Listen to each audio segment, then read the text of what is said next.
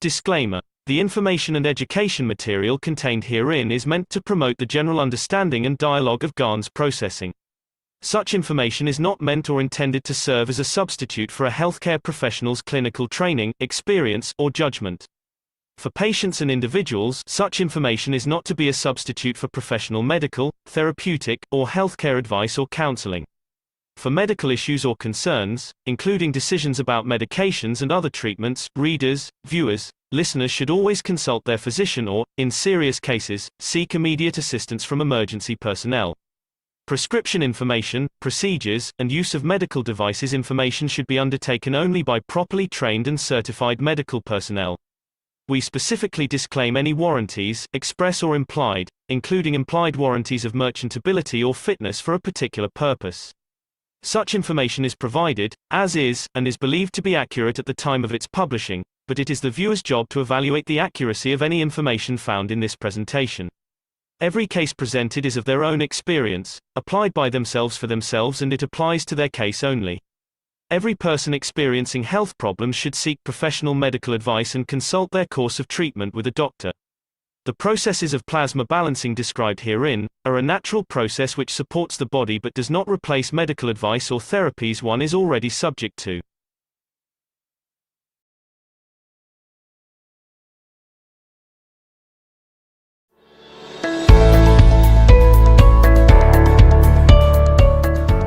From the beginning of time, humans have always looked towards the sky for inspiration and guidance. There has been a fascination with birds, stars, gods, goddesses, and other entities which seem to exist above us, and for many humans, a strong yearning to travel into space. Man has dreamt of flight since observing space, and now it is time to become the space traveller. The future of space travel requires us to understand from where we came, to see where we are going. Several thousand years ago, philosophers Mozi and Lu Ban from China were looking to the wind for flight. They invented kites using silk and bamboo, allowing for the later development of communication, measuring distances, testing the wind, and lifting men. The invention of the kite brought with it the desire to fly. The first known attempts at flight were typically by leaping off towers, known as tower jumping. People in China, India, and Europe first attempted flight this way. In 1670, Francesco Lana de Tarzi published a book that showed some interesting concepts. The concept of copper foil in a sphere with a vacuum would produce a vacuum airship. This is still not possible with today's materials. Francesco is recognized as the father of aeronautics, melding science and mathematics into aerial navigation.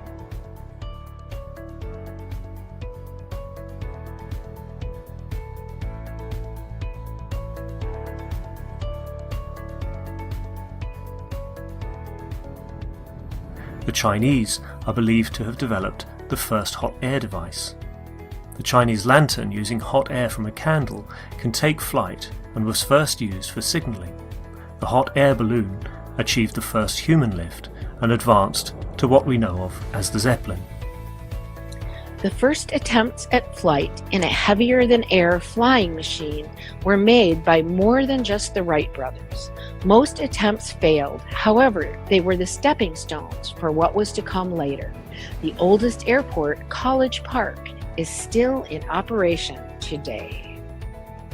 Airplanes evolved rapidly through the century, from propeller to helicopter to jet aircraft, and most of that technology is used today.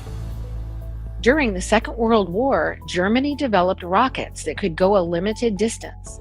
The basic rocket technology used then is still used today. The space race started with the Soviet Union and the USA in 1957 and led to many developments for the next step, the moon. The spacecraft assigned as Apollo 11 was the first spacecraft to have landed on the moon. The space shuttle operated at tremendous cost. Burning the fuel proved to be wasteful and dangerous technology. The International Space Station, ISS, is a habitable artificial satellite that was assembled in low Earth orbit in 1998 with the use of the space shuttle, the ISS can often be seen with the naked eye from Earth. SpaceX, as a private aerospace producer and space transportation services company, was founded in 2002 by Elon Musk with the goal of reducing space transportation costs and enabling the colonization of Mars. SpaceX reuses the first stage of their primary rocket, Falcon 9, by vertical propulsive landings. Although, up to present time, it still uses the rocket fuel burning technology. Mehran Keshe has always said, the time for burning fuels is over, but did we need to start with that technology in the first place? Ancient cultures have suggested the use of an alternative means of transportation.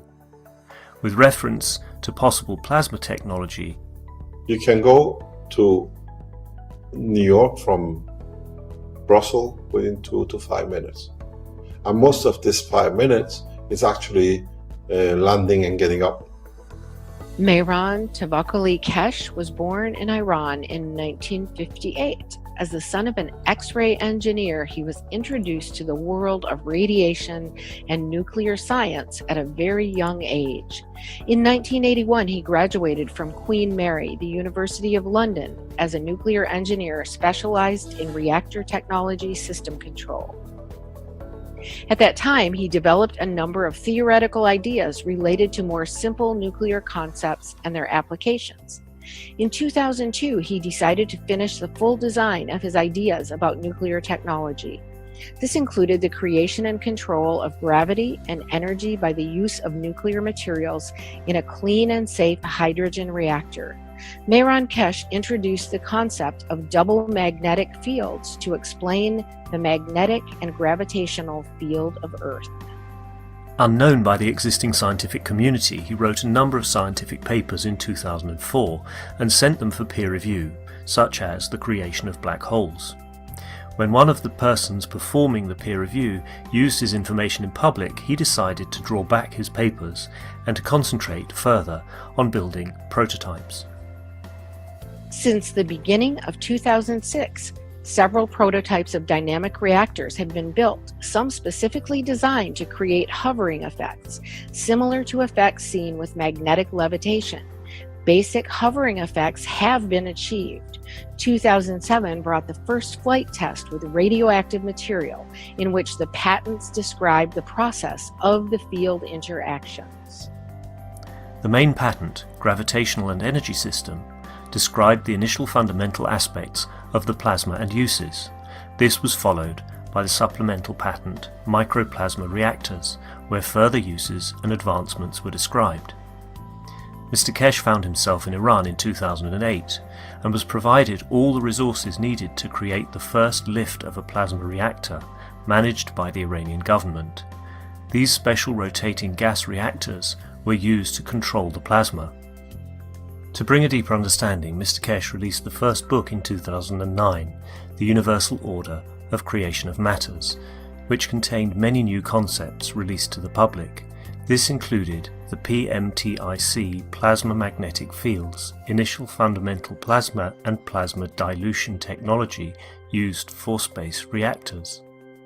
The plasma technology was further developed and it manifested in weight fluctuation in a controlled environment. 2010 introduced a new state of matter called GANS, an acronym for gas in nano-solid state. The GANS produces fields to be used in the operation of the Spaceship. Advanced flight tests were performed in Iran with the guidance of Mr. Keshe and the newly designed systems. Mr. Keshe tells us you can't bring all the doctors with you in space. Medical research advanced in 2010 and is still being explored daily all around the world.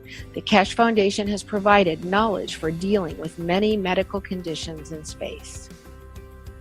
A great example of plasma technology used for peaceful process is the capturing of the USA drone over Iran in December 2011. This drone was touted as one of the most advanced drones of its day, and was caught by Iran using plasma to disrupt the communications.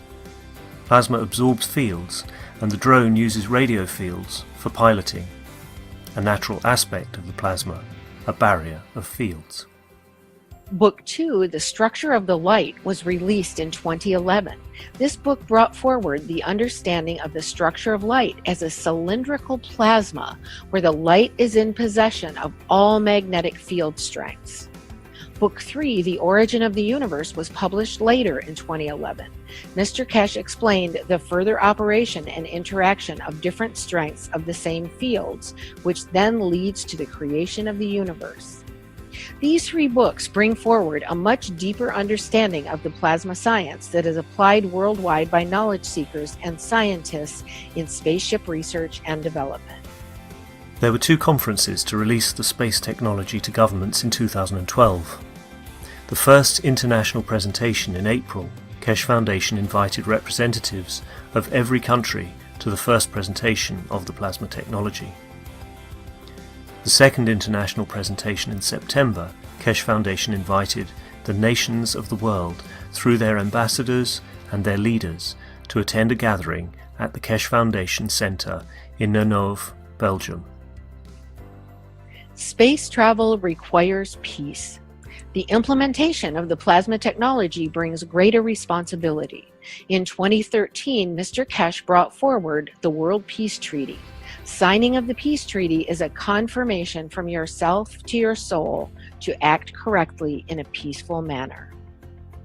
In 2014, knowledge seekers came together from around the world to learn from Mr. Keshe, and many different experiments with reactors were performed, including improving the previously developed reactors to fit with the new knowledge, introduction of nano-coated reactors, multi-core GaN systems. The Spaceship Institute lab experiments were streamed live on the internet for all to see. SSI lab tests with reactors showed strong magnetic field pulses up to 129 Tesla and showed significant weight fluctuations. In December, an experiment was performed using reactors built by knowledge seekers from around the world. Italy, Germany, and Canada were involved in field communication tests. The tests showed that fields can interact with each other no matter the distance or time, resulting in instant communication.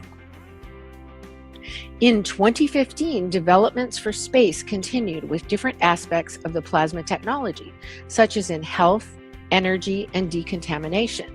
In October of 2015, Mr. Keshe taught a popular week-long course called the Blueprint Teachings about how to build the MAGRAV power units. People from all over the world participated with building their own MAGRAV units and teaching others. With the demand of the Keshe Foundation products from all over the world, a new research center and manufacturing opened in Arizona, USA. Many developments of the technology happened in different parts of the world, and Keshe Foundation USA is no exception. John and the team started performing experiments using different sensing tools. These tools allowed the team to visualize the MAGRAV fields and to show others their interactions. With reactor formations showing positive results, partaking in the knowledge together is easier and more joyful than ever. The fun has just begun, says MT Keshe. Mr. Keshe publicly teaches the space technology through the weekly Knowledge Seekers workshops. Plasma enthusiasts from around the world participate in gathering the knowledge and putting the puzzle together in the space race.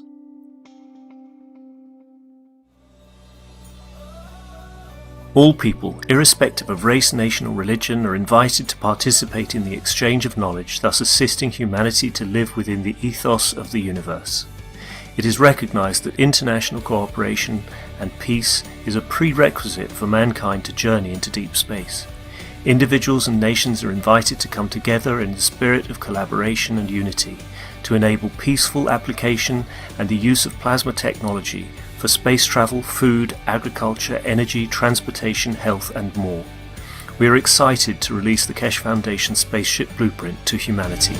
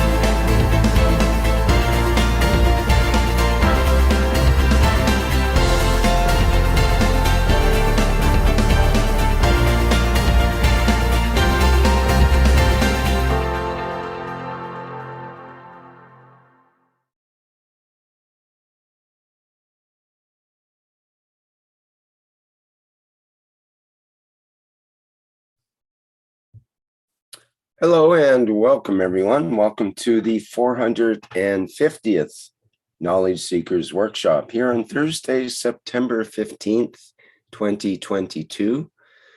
This is a broadcast of the Keshe Foundation Spaceship Institute Education Department and part of the public teachings in English. My name is Rick Crammond, and I'll be host once again in these weekly Knowledge Seekers Workshop series. And once again, we have the pleasure of being with the presence of Mr. Mehran Keshe of the Keshe Foundation, who is here to deliver today's teaching. Hello, Mr. Keshe. Are you ready to begin? Yes, good morning, good day to you, as usual.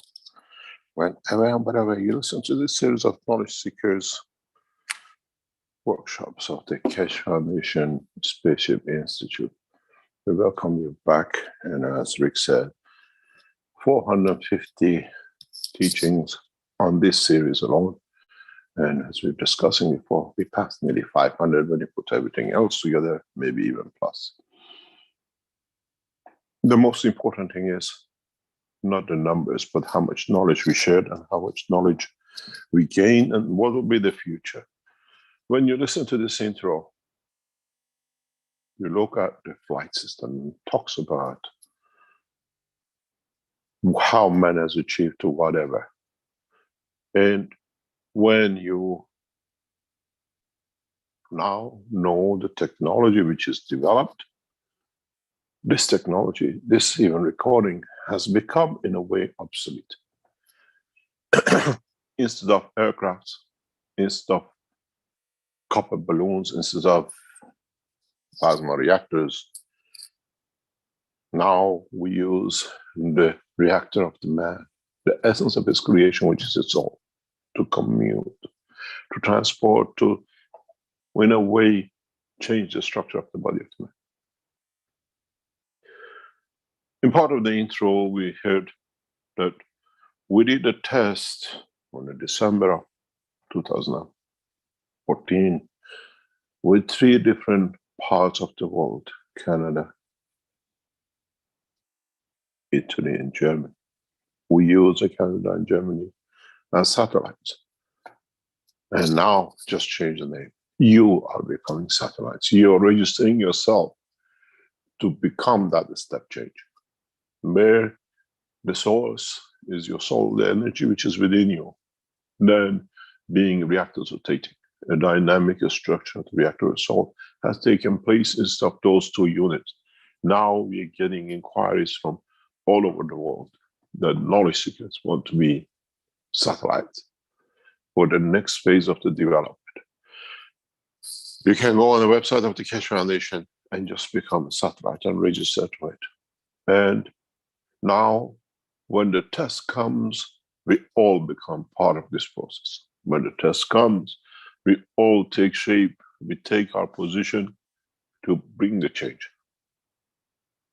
It is interesting how, as I said, if you read my books, if you read the patterns, depends on your understanding, you take from it what it comes according to your intelligence and knowledge you get. Does not need a PhD, does not need a master's or being an engineer or a doctor. We've seen one of the most beautiful people in Keshe Foundation have no education in science, and they're doing better than many of the others.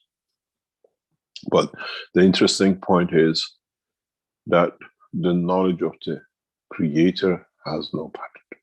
And this is what we teach: how you were created by the creator and how you can change, you can move, you can create condition of the knowledge and the rest of it. This week we have entered the phase of flight test by soul. Yesterday we switched on the systems for the first time. And to our shock and amusement, to our, in a way, pleasure, we went back to noises, systems interacting, creating fields, energy supplies interacting with certain reactors, and the flight room was buzzing with noise. We walked around, seeing where the noise comes from, why it's so clear. And it has a rhythm. Is last night or this morning, early hours of this morning, I received a message that it's like the systems are talking to each other. We recorded it. It's like they have their souls. And in a way, they're getting ready to transmute the soul and the body of the man. It's very touching when you see how you read the patent, how you read the book. The intelligence has gone from the spaceship into the space soul. And it means the same thing if you understand it. It means the same and it works the same way. And this level of knowledge cannot be patented. This is a gift from the Creator and belongs to all of us. But how will it be used? How will it be used to develop the next step for mankind? How will we act with it? How do we extend it? What can we do with it to extend, to bring condition of peace on this planet and beyond? Not to abuse it. We see in the past 7-10 days, 2 of the world religious leaders have bite the dust. And we see again a monarchy of religions is coming up, where we got the monarchy of the crowns. And these things will be abolished. These things will not have a room in the next few months and weeks once this technology expands beyond. We have to understand what these new technologies brings us, what these new systems in lens will bring forward to us. Talking to one of the knowledge seekers in the past few days, passing an egg of a dinosaur in a museum, I was asked the question, what happened to these? Can we bring these back? Up to now we couldn't, now we can. But we have to understand what we're going to get. Because now we know with the new technology, you will appear according to the time, position, and the place where conditions will dictate how you will become, how you will be seen. Today, as I've explained many times before, in our solar system, the sun is in the center and Earth is somewhere around this point. When the dinosaur existed, we were somewhere around this point. We are moving in. The gravitational pull of the solar system is pulling the mass. But the beauty with it is that at this point, dinosaurs were this high.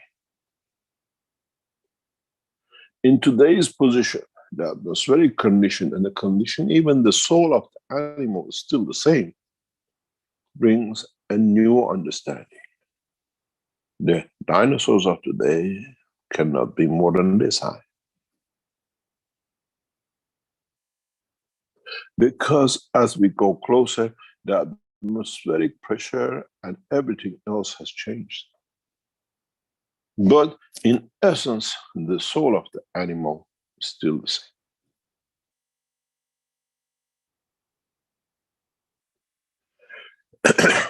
We will see in the new reactors, in the new flight systems which come into operation, we can put you in one system and you will be 2 meters high. We transmute you in another system in the same room. We create the condition of planet X, whatever it could be, Your height will be 1 meter.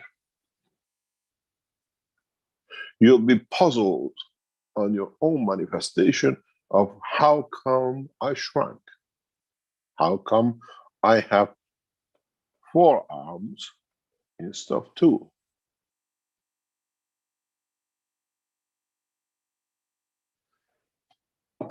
This is the reality which within the next few days and weeks we will be testing.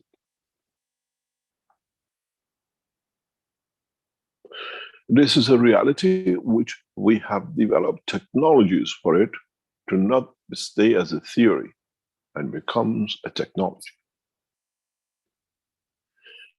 The system set up allows us to vary the condition in the destination.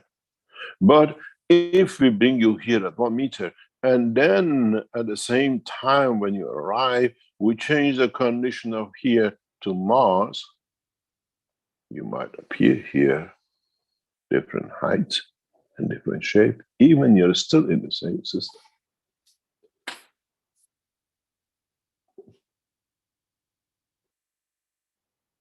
Now, this is a reality. This is not something theory. We have the machines. We are testing it, and we will go out to endeavor to test it. You will remember when in some of the teachings I told you, you give me a fish tank and I give you with 1 drop the fish.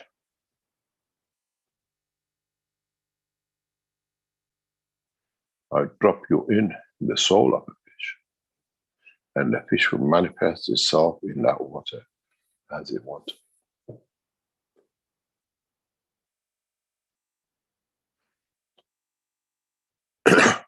In the center, we have a fish tank. We brought the first fish nearly a year and a half ago from the Iranian to the liberation table, and now it's become a big fish. You'll put this tank in one, and we manifest his soul and his condition in the other, and we show transmutation of the fish, animals, humans, and the rest. But it goes back in, and I'll refer to this in different ways, that by the say of a prophet, even stone has a soul. Now we have a stone of egg of a dinosaur. What happened when we enlightened the soul of this stone? Would we get the dinosaur and show the beauty of the stone?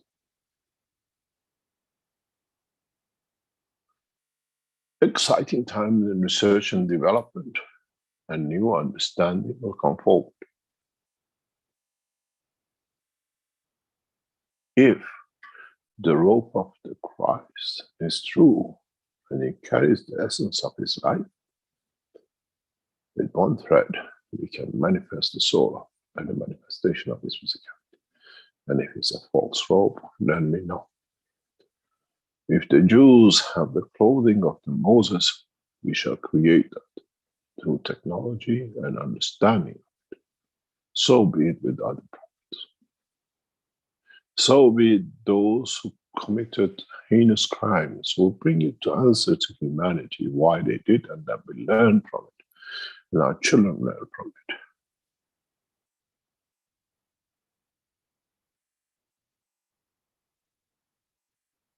The new technology brings a new dimension of understanding. The new technology, as you become satellites, we can have conferences in any corner of this planet instantaneously when you as a soul become the guest of the souls of the planetary system. I received a small message this morning. Do we have a permission from the universal community to go out? I said, I wrote, the permission was given, and that's why we are here, to get it working, to get man out. It means man has reached the level of understanding of the position of a powerful source of energy and life in the universe called the soul of the man. Is your intelligence which extends it, and is your intelligence which restricts it. And it's your intelligence who accepts the diagnosis to the point of its intelligence and understanding, and at that point it will stop.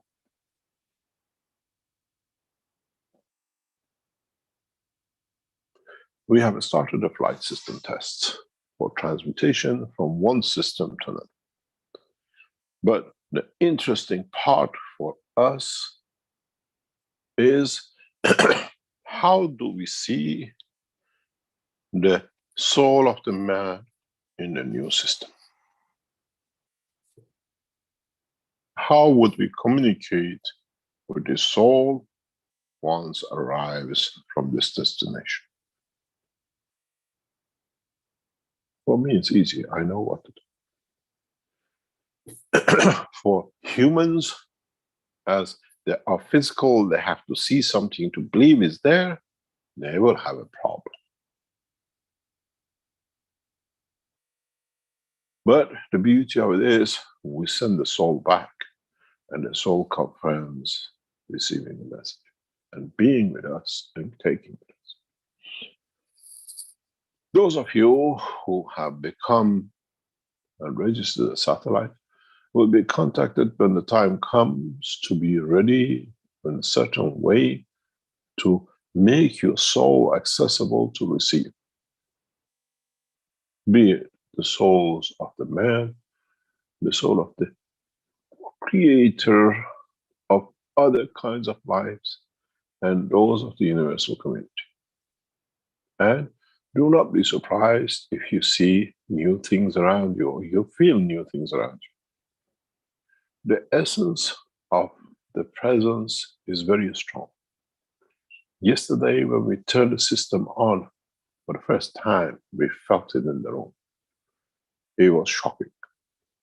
Even with the experience we have, we get surprises.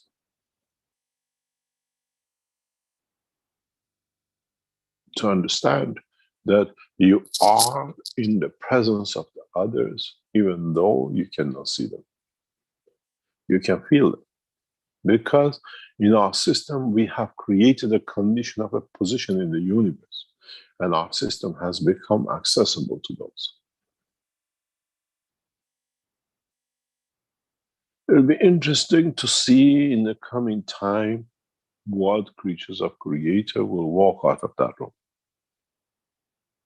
And mankind will become familiar and befriends new creatures of the creation. Whatever I have said, I have delivered. And be ready for this change.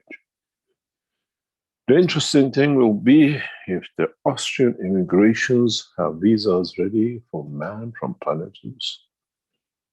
And how do we admit them into Austria? Do we create them a birth certificate?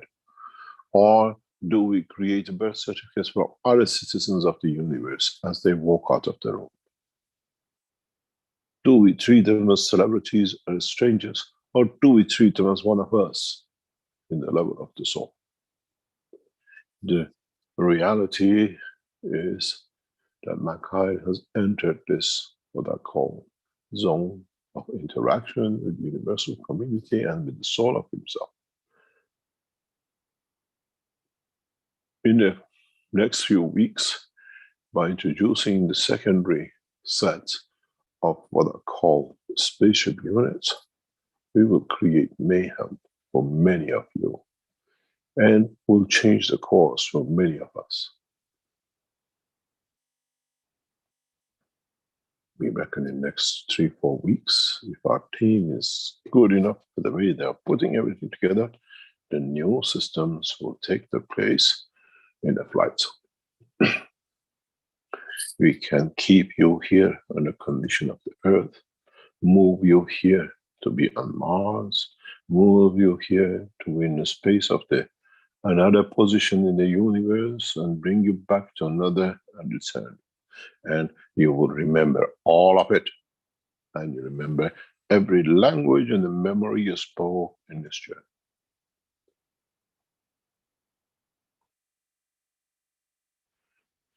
The beauty with the new system is that it brings the beauty of the Creator. Our systems are set, and our systems are ready to bring the new technology forward to all of us, irrespective of our position on this planet. And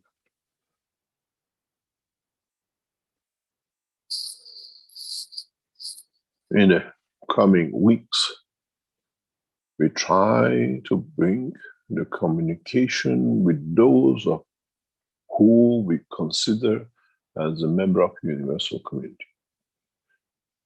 I'll make arrangements that we can listen to the communication and the words of the man of the universe. What is expected of us?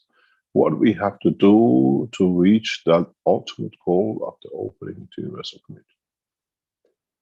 As you call it, a message in a bottle. The message, in most cases, will not be heard by the ear of the man, but it will be heard by the soul of the man.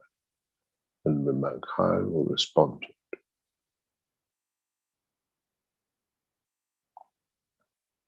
When we do this, we'll see the end of religions and the abuse of the fuck of the name of God. We'll see the end of all what we call religions, because every soul will be enlightened. Then we'll see the next step. Then we see what mankind will decide for itself to go to the next step. The technological development on this planet will not stop, because it's part of the pattern of living here. But new technologies emerge, which bring new understanding to the work of all these processes. As I said, we will introduce new chips, which is no dimensional tangibility. And Chinese cannot boycott it, and American cannot restrict it. But every nation, every man will make as it needs for what its purpose and need be.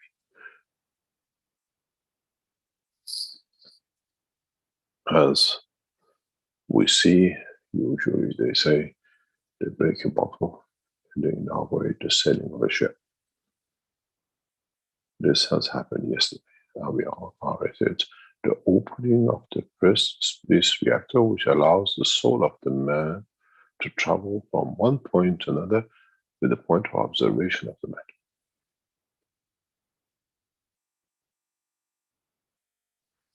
The technology cannot be written to be patented.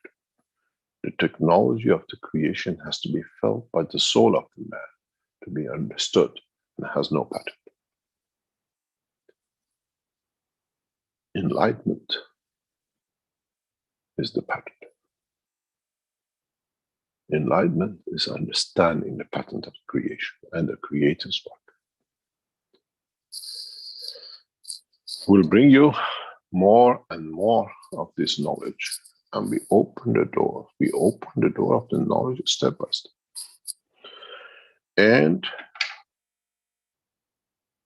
we'll bring this forward to the point that most of humanity can understand, can see, and can take it up and replicate it. Will not be belonging to a nation, to one person, or one culture. It belongs to all of us as humanity, and belongs to the universal community. It's a gift from mankind to become kind to himself, to be a kind of a man that can be kind to the rest of the universal community. In so many ways, yesterday, pre-testing, being in the room, and then going back again and again, and trying to understand if the systems are ready for the next step, if the systems are there to bring the change. It brought forward that the man has jumped a leapfrog across the knowledge of the creation and the Creator. This leapfrog has been so huge that The man cannot even believe itself that is possible. The knowledge has to be spread in such a rapid way that no nation stays behind, no culture stays behind. So the satellite souls, which you are all registering to become, is essential for us to spread this knowledge across this planet. We don't use what we call the satellite people, volunteers, just to transmute to. We use them to transfer energy to the other souls in the language and the environment. In a way, those of you who became the satellite or registering to become satellite, you become the Universal Council soul members supporting. In a way, you will see the next step which is planned for this part of the, what I call expansion of the knowledge. It's not that we send you or we bring you things, is that we use your soul. In a way, you become messengers of the message of the knowledge of the universe in the language that people, in the emotion that the people around you understand and can accept. He's not teaching anymore by making magraphs and showing how to make scans, but is the way that your soul becomes the teacher to the others, to be elevated to understanding of the teaching of the Creator, the knowledge of it. And it can be done in different ways, but all the purpose is to change the ingrained in the soul of the physicality of the man and the physicality of the man to kill and destroy. This way, man walk away from it and accepts in totality, not just individuals. Those of you who volunteered to become satellite, you have not understood what you have walked into, that you become absolute satellites. When you have a satellite over a country, its waves covers the whole of country and every creature. It depends what you have that you can receive what it sends, and if it is for you to receive. Understanding the work, these satellites of the soul are connected. And so we do not need to put you in the space to be. You're already spaced in the position that you are. We want to change the mankind from the essence, from the path of killing and war and conflict. When you become the ambassadors of peace, you're the satellites of the peace. This is your job to spread this in a way that it changes, ingrains in the animal to human and the rest. The responsibility of those of you who become satellites is chosen by your soul. And those souls have the responsibility to change the course of humanity. This is thanks to the new knowledge. This is thanks to for whole nations to understand, to accept. Do not be surprised that you see the clergy who come to you and they take their frocks off and they walk away from what they preach. As now they are enlightened to the knowledge of the creature. We expect many, many clergies to walk away and leave their frocks behind. And some will even hide it because of the abuse they've done while they were wearing it. The time for this is a handful of time, not much. We have to see the end of 2 that begins with the new cycle. And the 2 is completed. We are waiting for the cycle by you to start in how you go ahead and how you develop the understanding. The center in Venice is a beacon of the knowledge from the Creator, and you are the satellites to receive it and to spread it, and nothing else. And don't be so arrogant that you become. Be humble that you are. And this will carry on with all of us. This will carry on with many of us. And many of you who came to Linz in the past few weeks, you'll find out that you have become already part of the satellite system. When you listened to the two systems yesterday, it's literally like they are in pattern of adoring each other. The noise is so intriguing, but you feel the emotion of peace, emotion of harmony and tranquility, and in a very, very specific way. This is what I came here for. You feel part of it. We set the systems to change. We set the systems to be applicable for different, what we call, understandings and different souls. And we see how everyone will react. And we sit and monitor to see how you as souls will come to understand the totality, and you come to understand as a whole what will happen to us as a human race. What will be the future of us, all of us, and how we have to have a clear soul that will not allow our own tainted desires to interact with what is to come. In so many ways, we are preparing you in the next few weeks for one of the final steps to become passengers of the universe. In the coming time, those of you who will test as a passengers to the moon and Mars gives us the opportunity for our knowledge seekers to understand the process, that from then on you become passengers of the universe.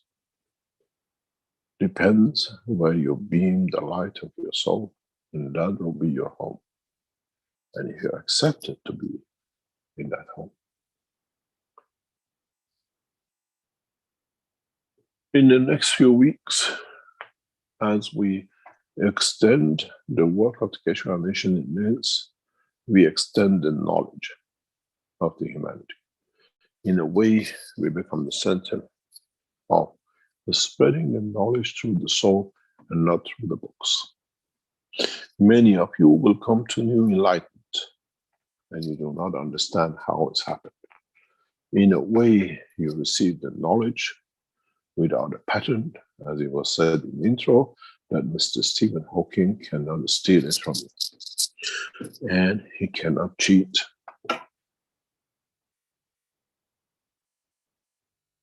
It's the purity of the knowledge that you will receive with the patent of the Creator. And then you call it enlightenment. How you will handle it is your decision. How you bring it about to share it is your decision. It'll be very interesting to see that we are still developing different aspects of the technology in the physical dimension, but you are so advanced that you think you might not need it. But if you transmute into the matter state of it, you still need that knowledge to be able to do and to be able to live. In the coming weeks, we ask more and more of you to come to Linz. In a way, we request you to come to Linz and go through the system, because there is a bigger plan in the background for this purpose. Bring with you, not your dogs, please, they're too big. Don't bring with you an elephant and others. Bring with you creatures of Creator, that we, the same as we are transferring the soul of the Chinese, the English, and the rest, we transmute the soul of the what we call animal kingdom and the plant kingdom into this process. It's our responsibility to change everything, not just for man. It's our responsibility to elevate the soul of the created and not just the man which has been created.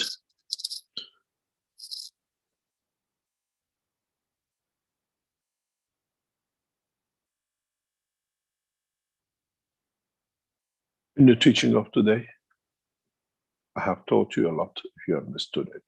And there's a lot of hidden messages in this teaching of today. Those of you who understood will act upon it. Those of you who are still waiting will sit till the cows come home. And by coincidence, there are no cows in the universe and they will never come home. You'll be waiting for a long time, which means you have not understood the essence of the knowledge. But time will change. And as I said, when the time comes, we shall be enlightened. As one of the knowledge seekers said to me very recently, how come there was no interest in me? I said, because you are so ugly in the essence of your soul. And so we have to understand the totality. We have to come to understand that the knowledge is shared accordingly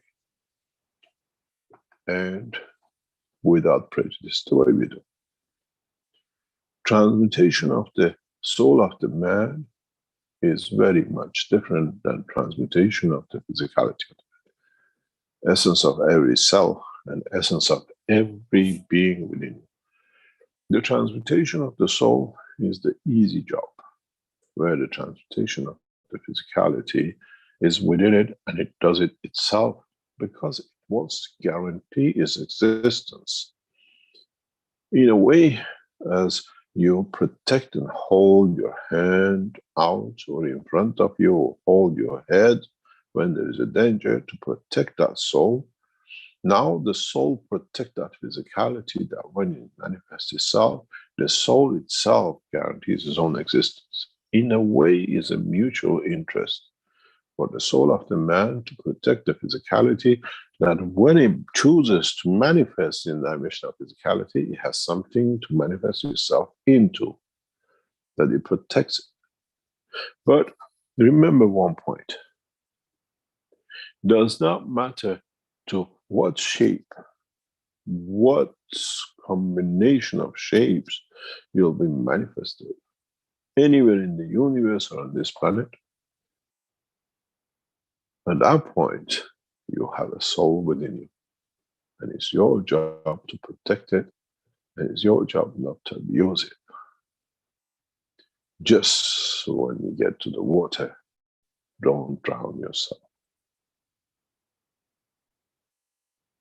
Think that's over, and I can do what I like when I got here. You'll find out, because now your soul has been trained to work, you will find out your physicality will be very temporary. Because now the soul has learned how to free himself from the shackle of physicality. And then the game starts. The game of Mitra. Do good, think good, and act good. Does not matter in what the state of soul or physicality manifested. The preacher is you, the teacher is you, and the only person, the only entity which can go wrong for both will be you. When the soul does a misconduct, that will be the end of the life of the man, as the soul will disintegrate itself to become the food for the next cycle of creation. Many of you wondered, when does the soul end? The work of the soul does not end. But if the soul picks up the habit of the physicality, you'll find out there is no life to live for both dimensions. And then you'll find out the race is to be better in physicality than the soul condition, and it'll be better in the soul condition than physicality, and this will create a perfect region. It's not the fear of demise, it's the pleasure of, in a way, ascending to the levels of the closeness to the Creator. Don't forget, the same applies in the same position and condition as it does with the sun and the earth and the bigger, heavier things in the background to be closer. It goes with the creator, the soul of the man, and the universe.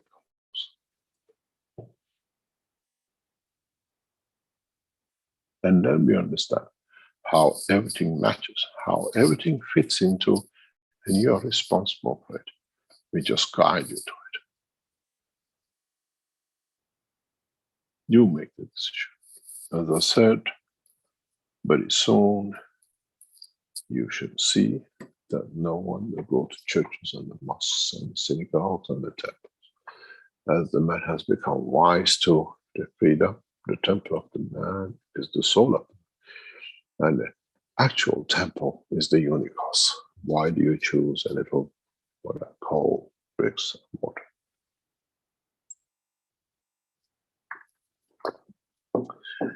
In the coming weeks, once we feel the humanity is ready for it, we'll take the cameras in for you to see the transmutation of the souls.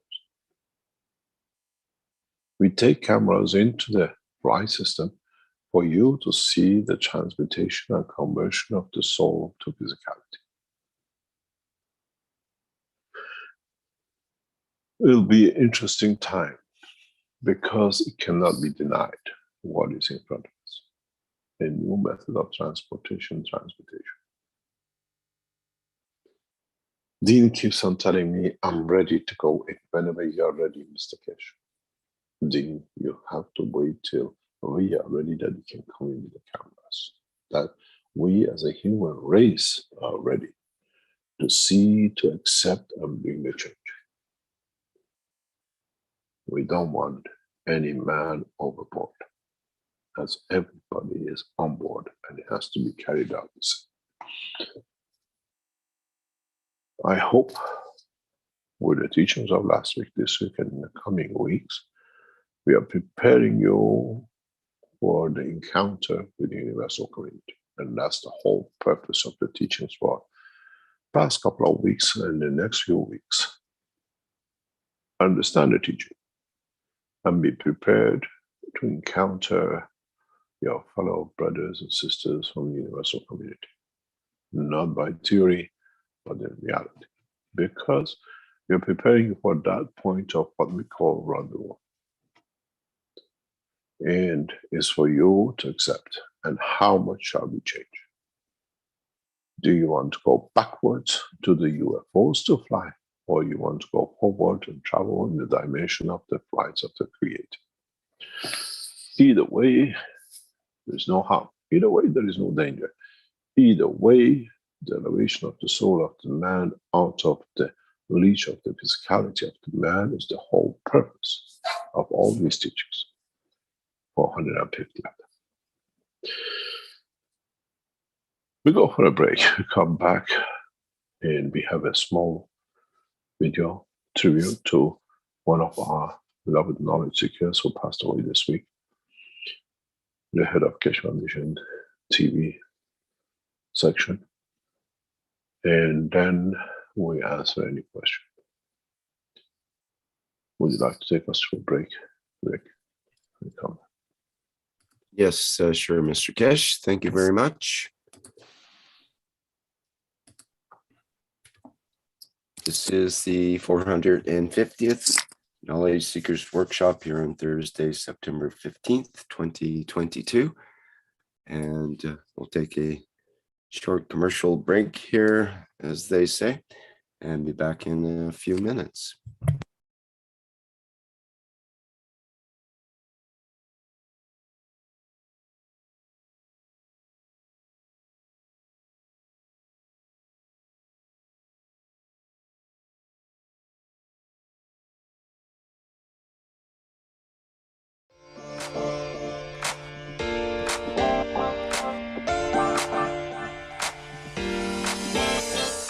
The new Horizontal Enhancement Spaceship Unit, a space technology that allows you to work with the fields of the universe.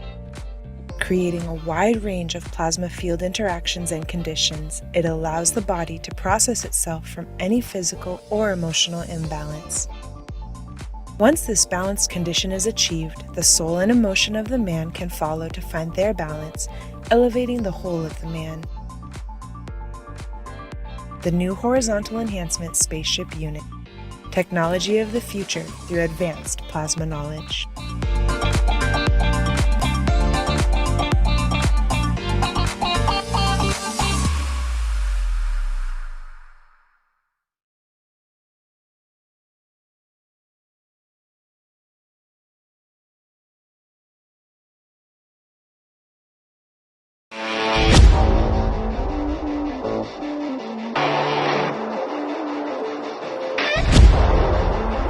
The new Vertical Enhancement Spaceship Unit. A plasma space technology to prepare humanity for transportation and transmutation in deep space. Essential processes are embedded to prevent mutations and psychosomatic conditions during deep space travel. This new system is designed to support upper body conditions, especially of the lungs and intestines, and can be targeted specifically for each organ. When inside the Vertical Enhancement Spaceship Unit, the body experiences balance in totality, enabling it to correct and rebalance all the fields within itself. The new Vertical Enhancement Spaceship Unit, a dimension in health and transportation never seen before.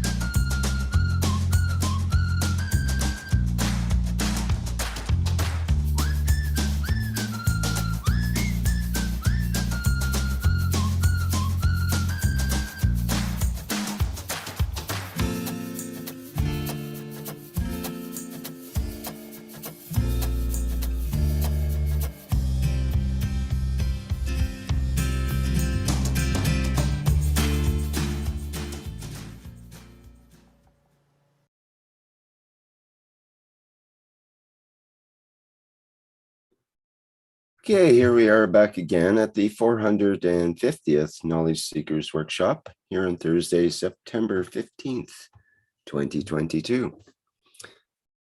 Mr. Keshe, are you ready to begin the second part of the program? Yes, if you could please play the recording which Linz has made. And I think you got a copy of it. Yes, I'd be happy to.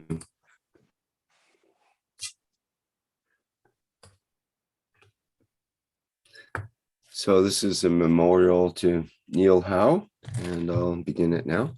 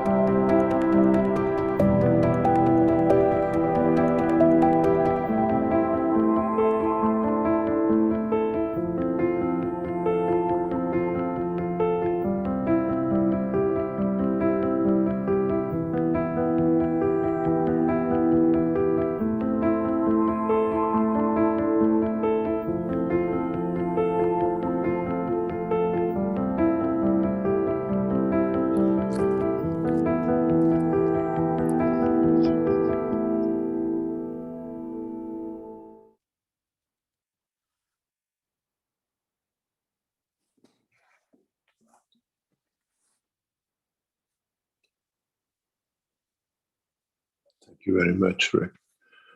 Neil helped us a lot to teach our TV people, normal people, how to take videos, how to make things, and how to actually run a television setup or a TV setup, pushing us to buy systems and computers and cameras from knowledge seekers around the world. This is what they need, and that's what they need to do.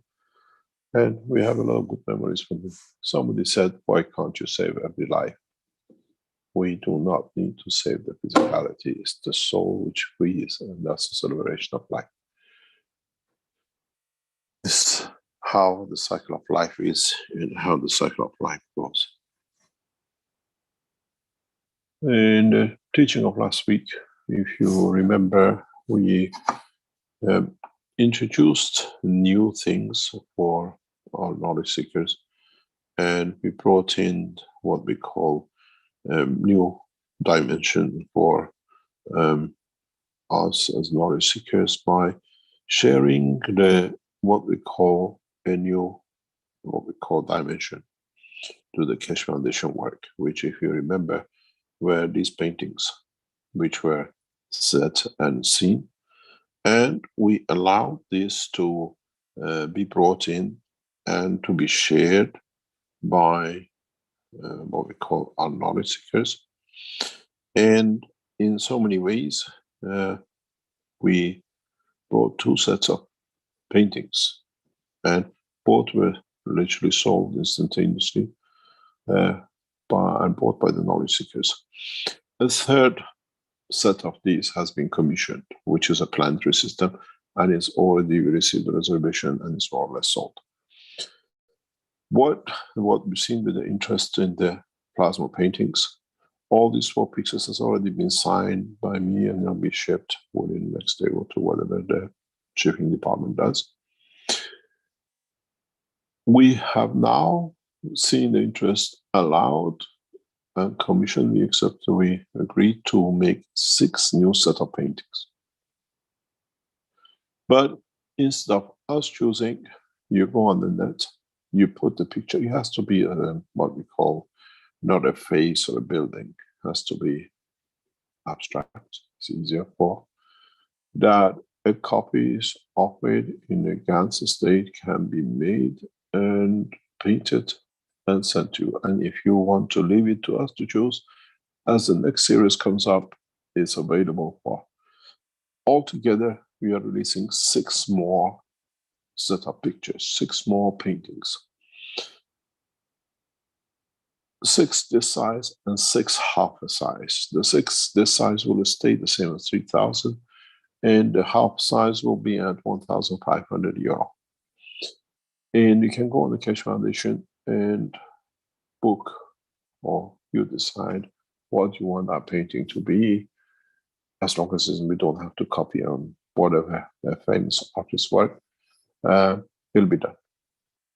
So this is an extension to the Keshe Foundation work. And whatever we do extra on commission, we put in extra paintings. We encourage the painters around the world to share and send us their work that we put out for sale. We allow the technology to expand in a new dimension. And we'll see how we go from now on. So today, the 3rd set of paintings, which is called the solar system, is already been booked, and is one of our knowledge seekers who have booked it in to be purchased. So we have 6 more to be delivered by January of this year. We try to do it, that you can choose the paintings. Does not need to be what is that. You can ask, okay, do a scenery of the garden or whatever, or this is what I want. And it will be done by the artists. And we know there are a number of artists who use the ganses in their paintings. We choose the mixture of the ganses here for the effects we want. And paintings of the ganses always has to be impaired, that you create a diversity in the field and the motion of the field. So if you are wanting to go to the next step, these paintings have better paintings. 6 of them will be commissioned by us, but you choose the scenery and what you want it to be. A lot of knowledge seekers asked for, they cannot register in satellite, they can't find it. It's been repositioned as of this morning. You go onto the website in the store and you come directly to it, because it was within the mobile system. Now it's been separated into on its own bracket. In the next hours or next days, Keshe Foundation will have a blueprint day. We tried to do it today, but with the development in the enhancement unit for the flight, which has a priority, it's been delayed a little bit. Maybe in the next 48 hours, 72 hours, or by Monday. Also, we will have a blueprint day, which we will show the combined gas and electricity generator unit. And many knowledge seekers are questioning, I paid for the other generator, what happened if I want a combined one? You just pay the difference to the foundation and you receive it. Those of you who bought generators up one way or another, we are looking in how to bring it back. That is correctly done, that we are happy and you're happy with what's happening. The other systems which will be introduced in the coming weeks, new technologies, new products of the use of technology will be brought out. If you are looking for the medical application of the Keshe Foundation now operates through doctors, and on the conditions you have, we are not involved. We pass you to the doctors relevant and where they are and who can be and what it is. These are the knowledge seekers, doctors which work with the technology of the Keshe Foundation, and We collaborate with them to understand the extent and the facilities and what we can support them with. At the moment, the doctors, depends on what condition, we are testing on the understanding of the knowledge by our doctors and how they will handle it and what it needs to be done. And the doctors are looking at the Parkinson at the moment, at Alzheimer's and fibromyalgia and the others, which if you get in touch with the Keshe Foundation, will put you through to the doctors. It's their job to do the job, but we don't, what we call, publicize their name for all sorts of reasons, all of us know. And I hope very soon, we are waiting for what we call a promise given to the Keshe Foundation. One of the leading doctors who has used our technology for cancer for himself, he says when he's ready, he will do what we call the paperwork. He will release the knowledge of how he himself has handled his cancer.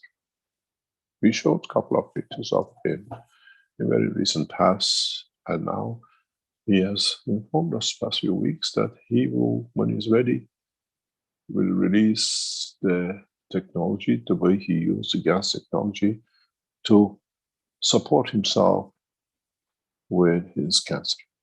To show, as a leading scientist in one of the leading nations in the world, in one of the major cities in the world, he will let us know and how it will be done, and we'll take it from there. And I'm sure once he does that, his hospital will be jam-packed with knowledge seekers seeking a solution for their conditions. But this is done by what we call the knowledge seekers, the doctors who have taken the band of the spreading there and using the technology for its medical application. They are practicing medicine, the doctors. And so at the moment, if there is such conditions, we now have doctors that we can put you in touch with, that they will decide if they take your case up and what will be and what they say to be done. Are there any other questions? Or can we start with the questions? So could people write to the info@keshe.foundation as a way to find out about that, or what would be the correct email? Yes, we need, let me check which one is the easiest, because this info will interfere with all our other businesses, because a lot of things comes in there. Give me a few minutes. We'll ask what we call the IT people, which one is the best one that we can put somebody monitoring it, because it needs monitoring. Whenever it comes to health, we get hundreds of people sending, and then they say they didn't answer us. You got to realize there's a limited facilities and limited time for these doctors. Okay. We have a hand up here if you are ready to take a question, Mr. Keshe. Yep, we're ready to go. Okay, we have Julian. Julian, would you like to go ahead?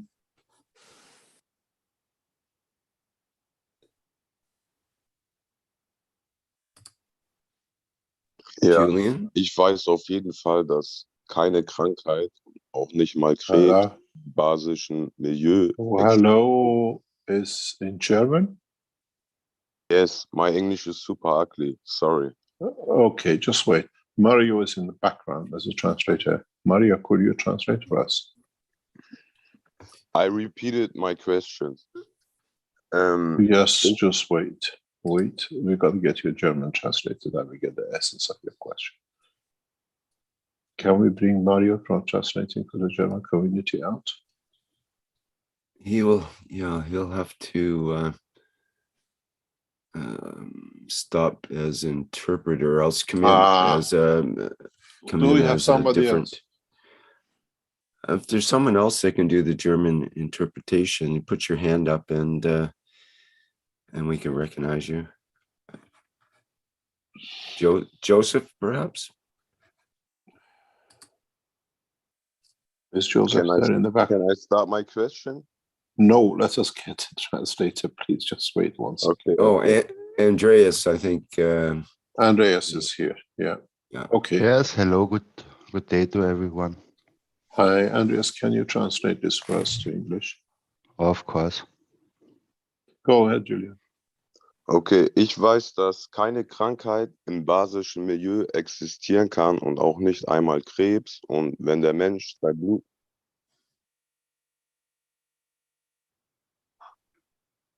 Ich habe den Rest nicht mehr Und verstanden. auch nicht mal Krebs. Mhm. He knows that in an alkaline environment, no illness or also cancer can exist. Who says that? Wer bist du? Ich weiß, dass der Nobelpreisträger... alkalineness, even in a, Ich weiß, dass der Nobel... there is life even in a, what you call a cancer condition, in alkaline state too, depending on the strength of the tissue.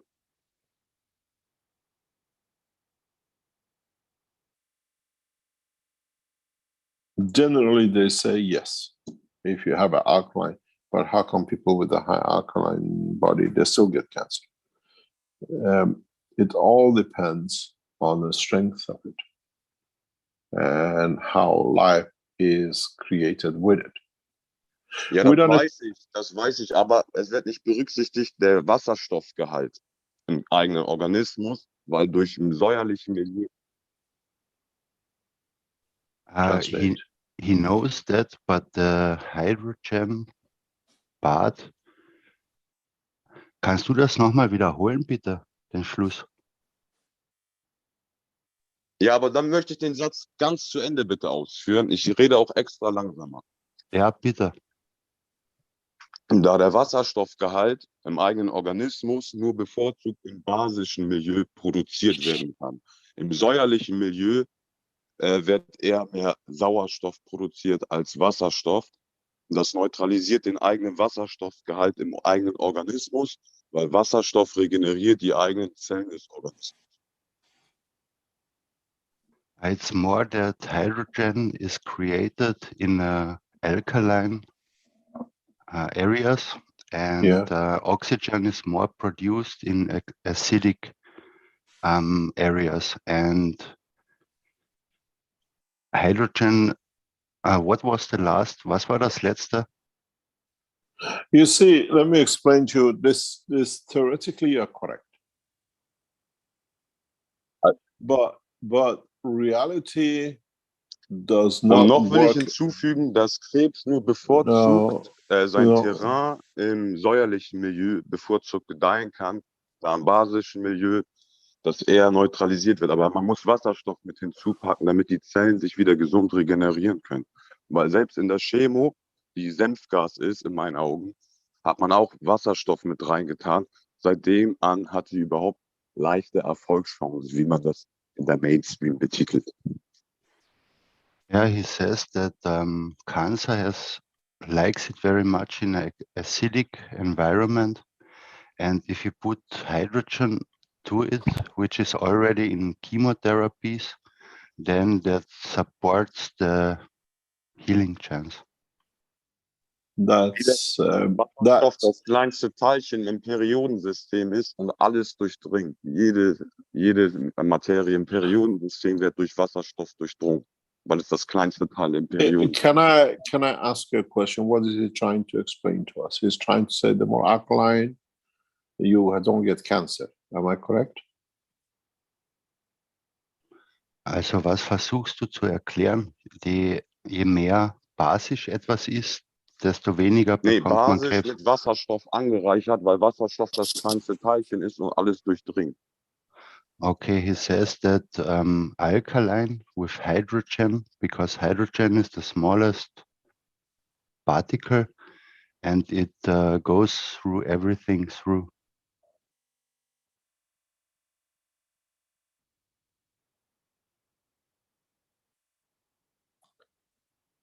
Thank you very much. Thank you very much for sharing your knowledge.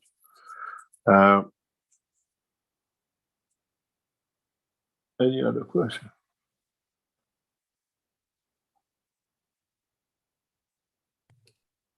Okay, you have a number of questions here in the Q&A.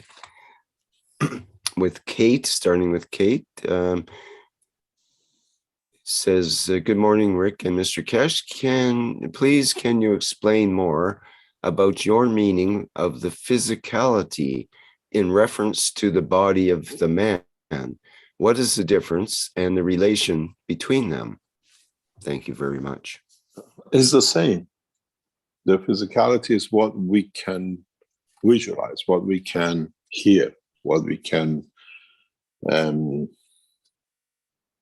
physically touch. And the body of the man is in a physical condition. We can touch it, we can see it. The interesting thing is with what we have tested and what we've seen in the flight systems is that we explained this before, but the interesting part is we still see the physicality, but it's cocooned the energy back. But when we have the physicality, we can't see the soul, the energy back in the center. And this is the interesting part. In the new technology, in the new test we started, we're going to follow where we create that condition for the energy still connected to one end, but to manifest itself on another. It's literally like, it'll be very interesting to see the reaction of the people when they see the manifestation of the soul in the other system. What you actually are here in the system, in a way, sitting down, and we tap into expanding the energy field within the center of you, which becomes like this. And then with the technology we developed, we take you across, and then you see or you feel existence of another energy. And it'll be interesting.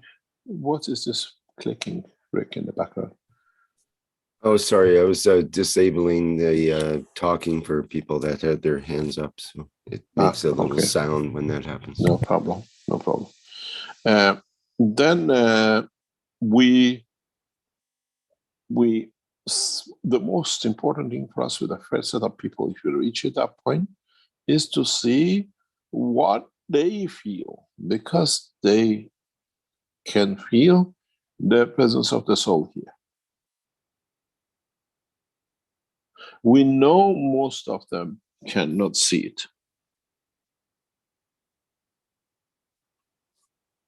But it's the essence of feeling that they're in 2 dimensions. And then once we've done that, we go to the level of the soul of physicality, which actually is every cell in their body. And then we transmute this into the center of this.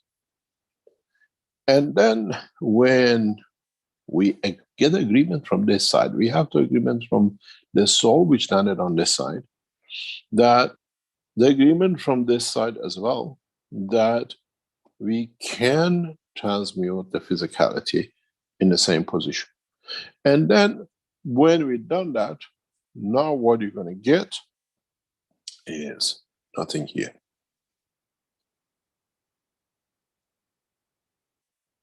Physically, what we're going to see you is walking off here, and you become a physical being in the dimension of the fields which we create. But as you be walking into the same room as you came in, your physicality should be the same.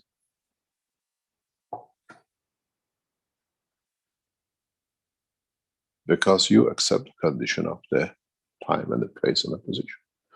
If I bring you out in China, bring you out in the United States, bring you out in Amazon, then we see if you actually look the way you came out of here, because it's different conditions, different culture, different understanding. It will be very, very interesting. And then even you will not be surprised by seeing yourself, but the voice and the feeling is there, but the future could be different. But there are patterns that you can hold on to the physicality. There are ways to do it, which we teach in the future. So you can still be a Chinese man in Amazon. That is another understanding of the knowledge. But this is what we call the physicality and the energy, or the solar physicality of the man. If you can see it, you can touch it, then you're part of it. Any other question?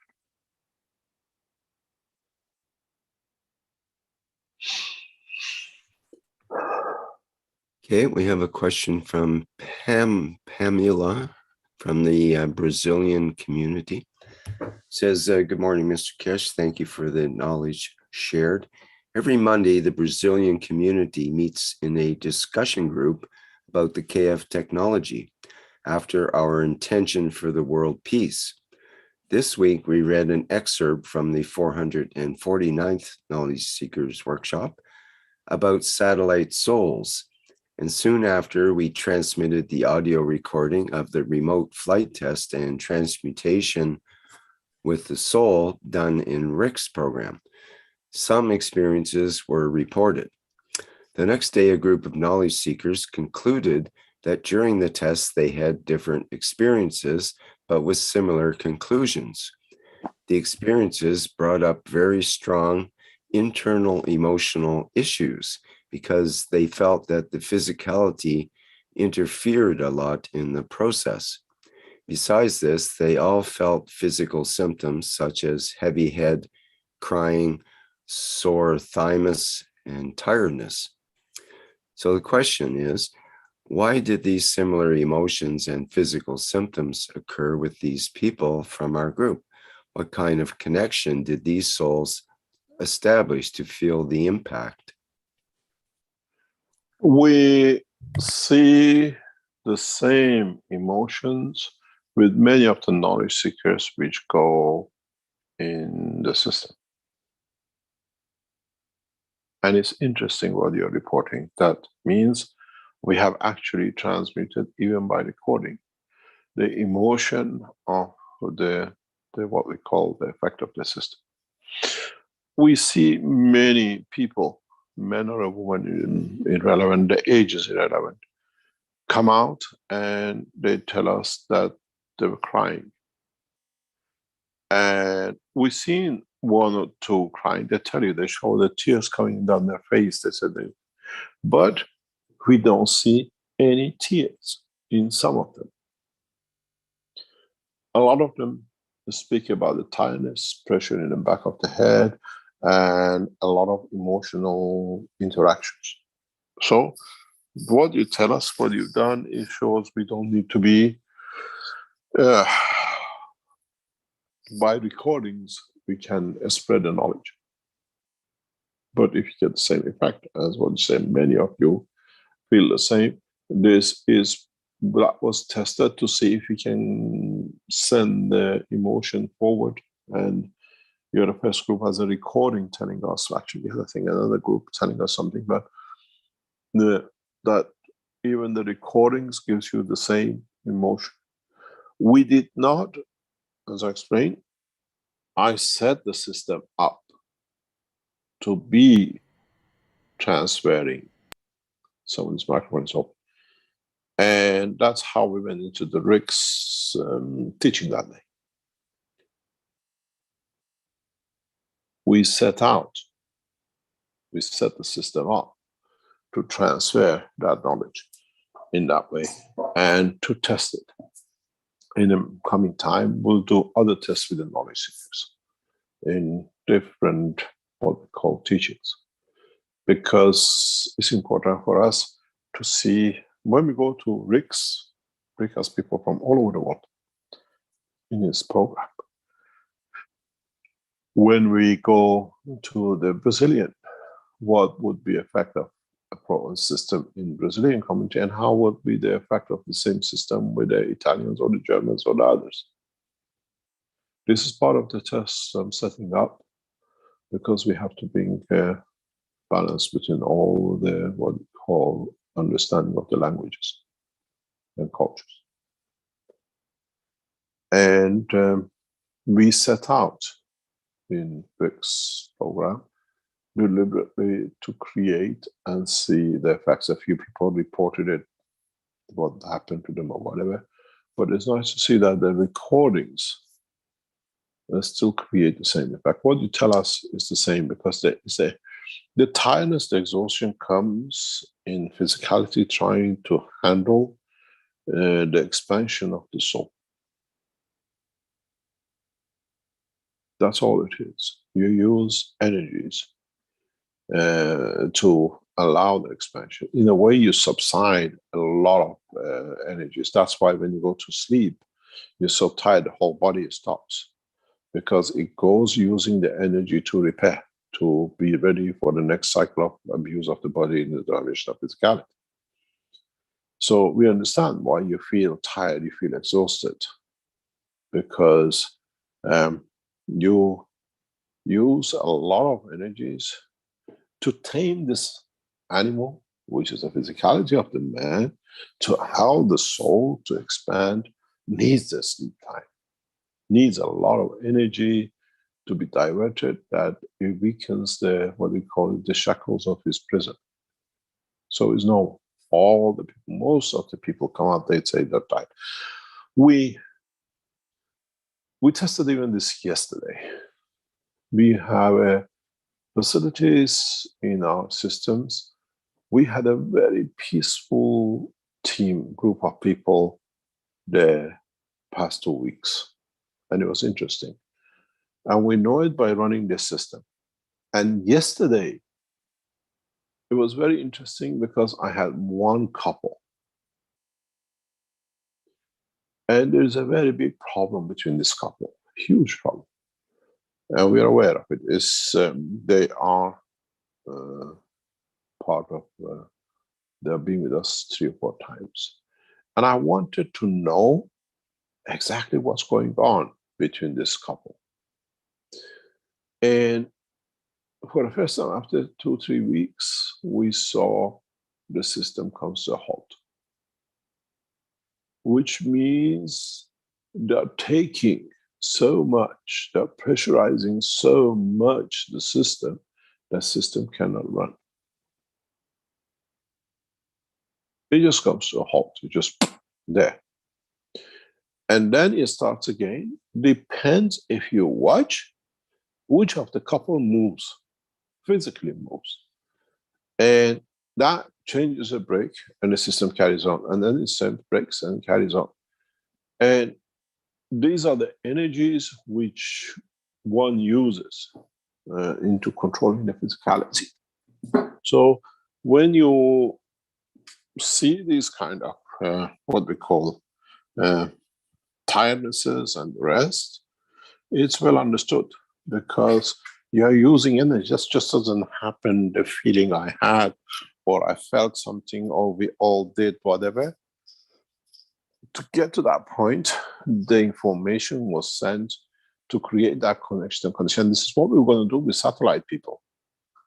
With satellite people, when we send a message of peace, received by the soul, now that soul has to translate it to make the physicality peaceful.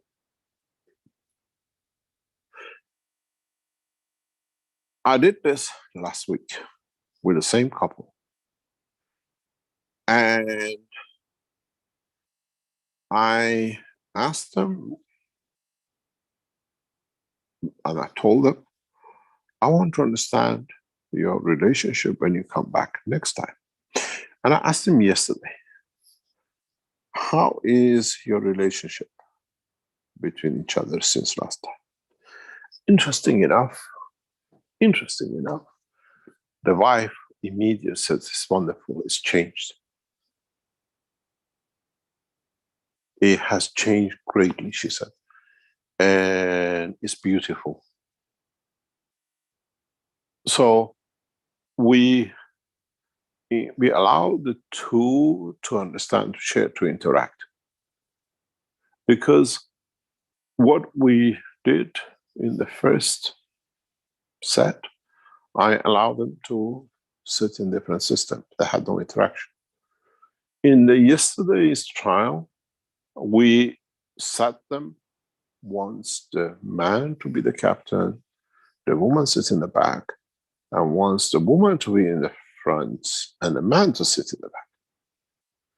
And it came very clear in the system that the problem sits with the woman.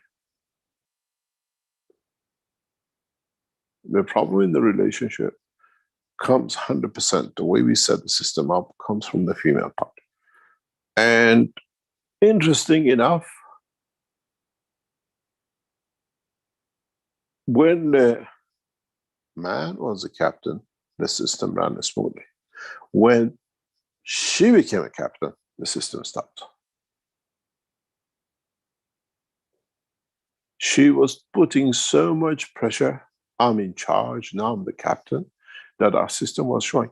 It's very much, I've done a lot of these tests over years. If you go back, if you remember, when I put the knowledge seekers in the Sensano in front of the dynamic systems, and I knew the guy who was sitting in there has planned my murder.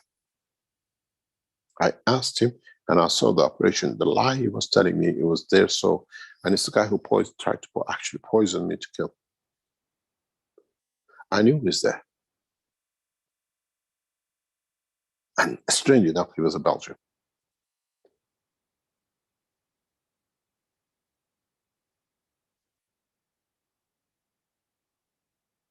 We see the behavior, and our systems are tuned into these things.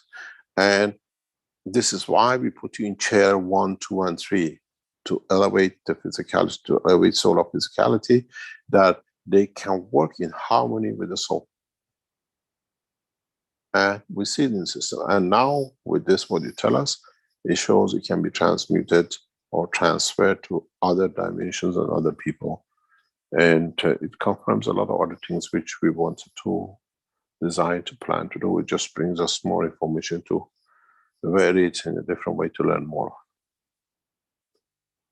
But I've seen, because I see people coming out, especially women, they say, oh, tears were coming from my eyes. But the beauty of it is, there was no tear because they wear makeup. If it was tear, we could see the line of the tear. And I don't say anything. A lot of ladies wear different kind of makeups, and they say, oh, they were crying within the system. It shows that in dimension of the emotion, dimension of soul, encapsulating the physicality. It's like when you cry in a dream, when you wake up, there is no tears on your face. A lot of knowledge is gained through this, how physicality behaves when the soul is, and when they say this, we know, because we see stuff, the people who are in the dimension of physicality, they cannot go into the dimension of the soul. When they cry, I usually give them a tissue. I understand they haven't reached that way. But those who come and they explain to us how they were crying in the system, you see there is no tear. It's exactly like a dream. So the soul has been operating in what they witnessed in dimension of emotion. Any other question?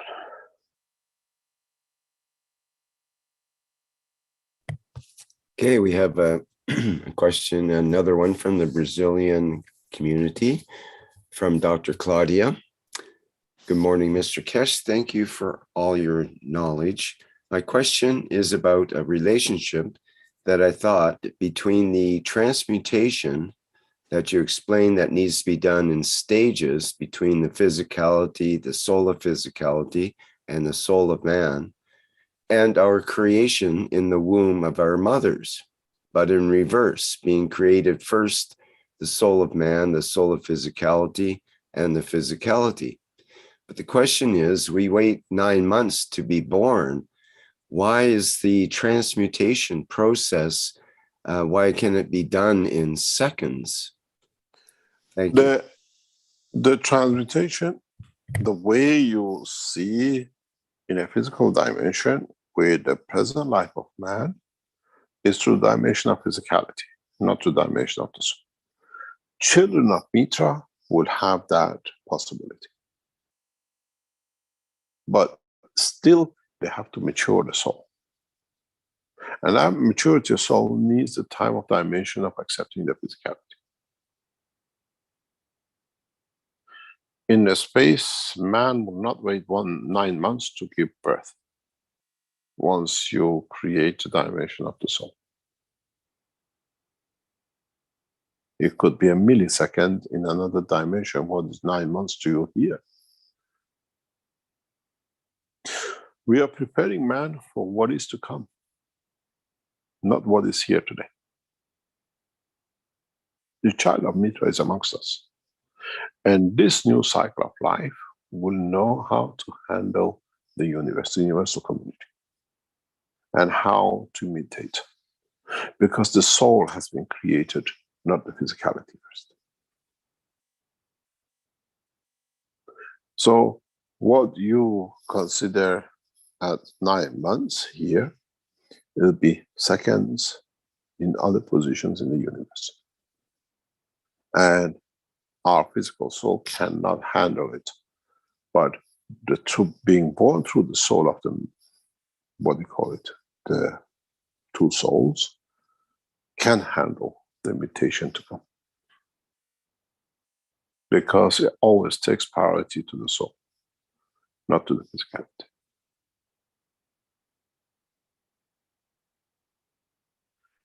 It's what we have to learn. It's like when you go to another country, we learn the way of living. This is the way of creation. And we learn it very, very quickly. And it has started the cycle with us. We are part of it. And the new cycle in the life of the man lives the cycle of man, but generates in the dimension of the soul. And when it goes to another dimension, it knows. It's like when you go to another country and you already learn, let's say you go from America to China, you already learn Chinese and the culture, what to do. When you arrive in China, you know how it has to be done. But if you're not, you haven't been taught, then you have to learn or just try to find the translator and the behavior and the understanding of it. It's how we see, but we don't understand. But as I said, just because you speak it does not mean you understand it. There's a beautiful video on the internet, I've said it before. It's a German minister or high-ranking officials come to China, and they are given a menu to choose the food they want. And traditionally in China, you sit around the round table with a rotating table in the middle, and all the food is put on in the middle table, and everybody eats what other people have chosen. So you have a variety of taste. And when the food comes, the Germans just take the plate, the order, put it in front of them, and they start eating. And the Chinese look at it and says, "Hey, what's going on? You don't know the culture just because you can hold maybe chopstick."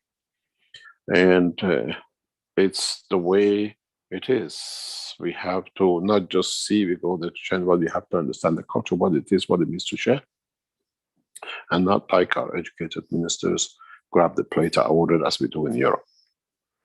So it's how we the new generation of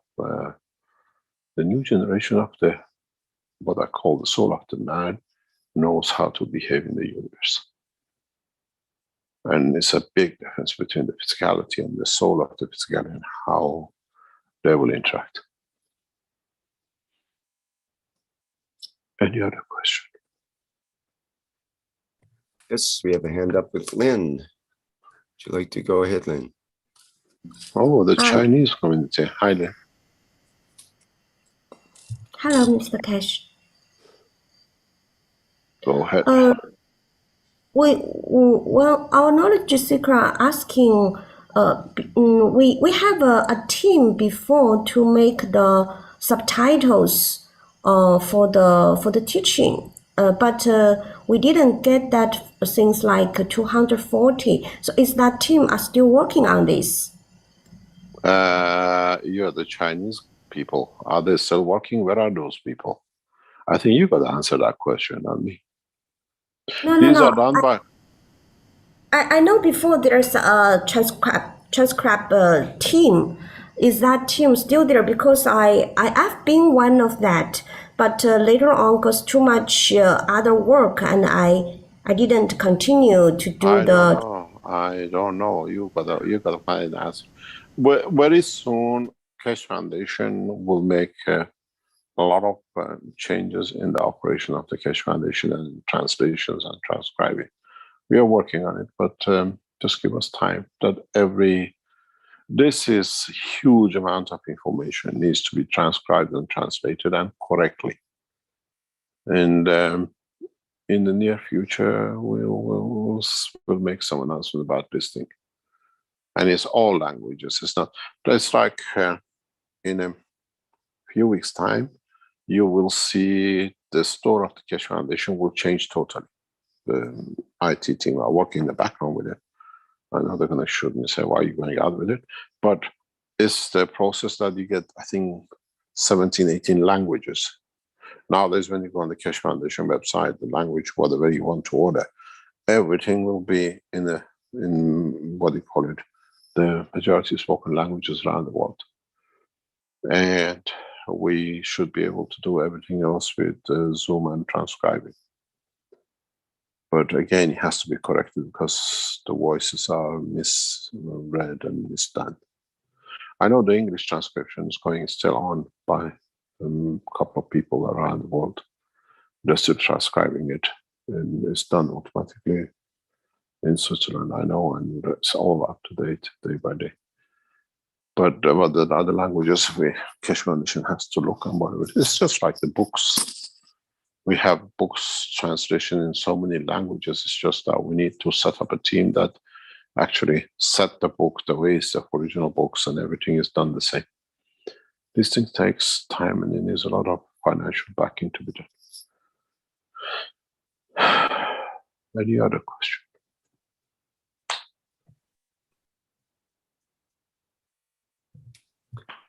Okay, if that's all from Lynn, we have a question from Carlos in the Q&A here, who says, good morning, Mr. Keshe. In vertical beings, what is the relationship between xylem and phloem fluids with plasma and GANs? Do you want to know? Do you want to know what they are?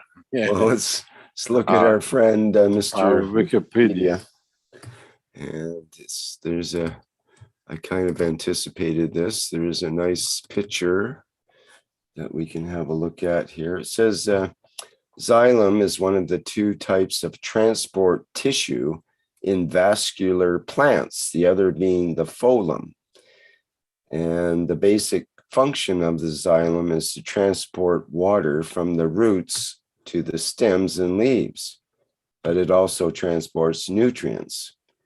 And then the phloem transports the soluble organic compounds made during photosynthesis, known as photosynthates, in particular the sugar sucrose, to the rest of the plant. So, and says this transport process is called translocation. There's a nice word for you. And if we look at the picture, you can see the blue is the xylem tissues that allow the flow upward into the plant. And the phloem is the tissues that allow the sugars to flow back to the roots and up into the flowers and so on from the leaves. Yeah, it looks like blood circulation, isn't it? Very much And it so. looks and it looks like lymph circulation. The point is, you got to look at when you ask with the ganses.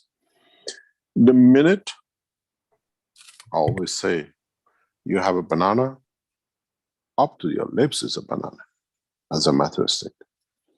Once you enter your mouth, is in the gans state, because the dynamic gans of your body creates the environment of a magnetic field. It's the same with the plants. The minute the material, gas enters or energy enters, the dynamic of the structure is in the gans state. There's no difference. And then they have to find, like a gravity and magnetical, what goes where and how is needed, what is needed where. So it's a gans state, and it's like your blood and lymph, it's in the gans state.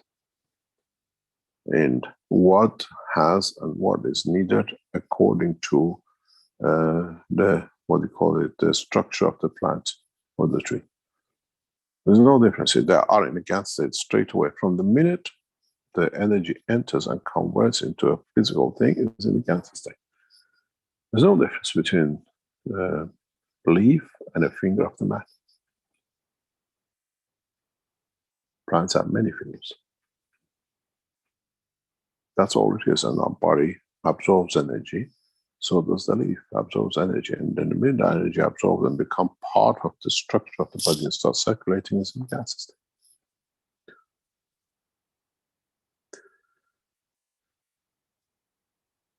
Any other question?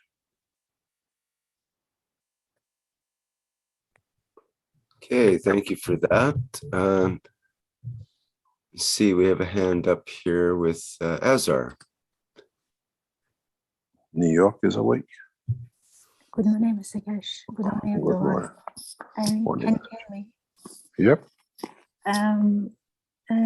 If when you go out, imagine you go out and sit outside on a patch of glass and some trees and maybe some people around. And when you look at the glass, you can see imperfection. You can see little tweaks there, maybe a little bit of dry patches. So it's not perfect. I mean, look at the trees. It's the same thing. Like you see, they're not all perfect. When the soul comes out, then suddenly everything, the grass, the trees, they change, that you don't see the dry patch, everything just beautifully, as if somebody painted them. Like everything is perfect. Even when you look at people, you can just see any imperfection, just the beauty of it becomes like, say, 1,000 more. Why is that? Why is so different? I don't know. You've been there, you've seen it, you will be able to explain it. But I just see it. You describe it so beautifully, so you've seen it. You tell us how and why. Because you can see inside the leaf. You can actually be on top of the leaf, and you can actually, when you get to that point, you can just, I can sit on top of the leaf for 1,000 years and just see the beauty of it. I don't want to come down. The cloud just come to you. You don't have to go to the cloud. The cloud comes to you. I just, as if it's talking to you. You see so much beauty that I don't want to even be in physicality, because even nothing really matters. It's just magnificent. I mean, you can see the little tiny things in the leaf, as if you can see the rain in the trees, everything.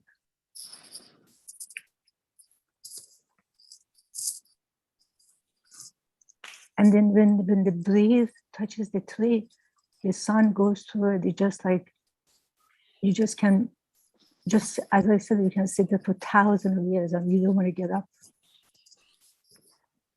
But when you come back to physicality, all the imperfection comes back, all the judgment comes back, everything totally changes.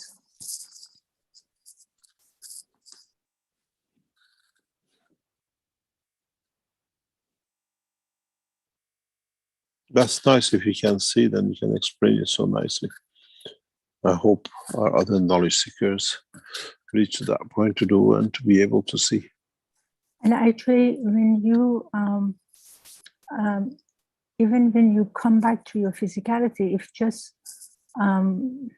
close your eyes, there is something within you that just moves, is different, like as if somebody else breathed into you, is not you, and feeling so much peace and comfort that you just can sit there. You don't want to even get up to do anything. You can just sit, and that life is just it just is.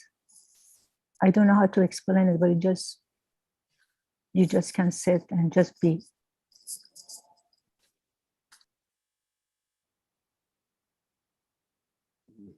I can't say anything because you do it and you've been there. So it's nice to explain to us. Thank you very much.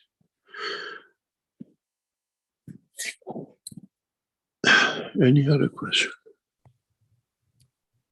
That might sort of lead into the next question from Paul in the Q&A. Is there a connection between empathy and the development of a soul?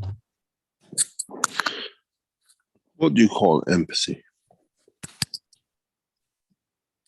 in English language?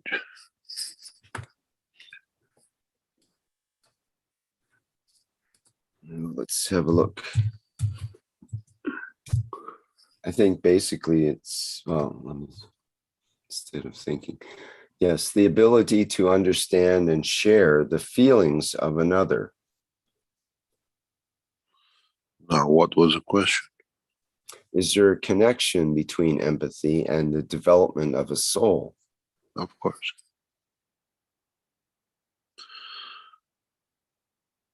How much you can accept and how much you can develop what you accepted. We see things, we use tools, but very few of us picks that tool and add something from our intellect to change the use of or make it easier to use. Millions of people use the same tool, but never think about doing something with it. And one person understands it and the pleasure of it, he or she adds something to it or takes something away and changes the purpose or creates an easy way of doing what you're doing. And it's the same. If you understand the emotion of it and understand the knowledge of the emotion, you can do anything with it.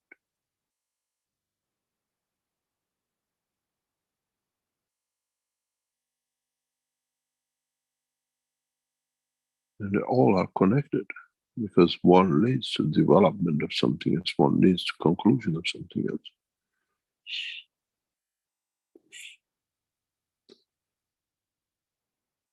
I am being an engineer, a gadget man. I love gadgets. And I look for gadgets which very little changes in them makes their use easier or brings a new dimension to it. And it brings different values to it, what you can do. And then it brings a different pleasure. The same tool, gives you so much, and you keep on using it because, oh, the matter with thought of just this little thing has changed so much. And it's the same. A lot of us use it, never change it. One person evaluates, understands it, adds his emotion and knowledge to it, and changes it for the others to enjoy. And elevates his own understanding. Maybe he comes up with another change again with something else.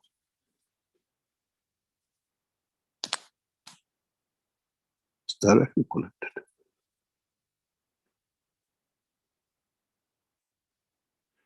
Any other question? Question in the Q&A from Steph. Take crystals with you to Linz. No, we don't allow you to bring crystals with you to LIMS. Don't bring crystals.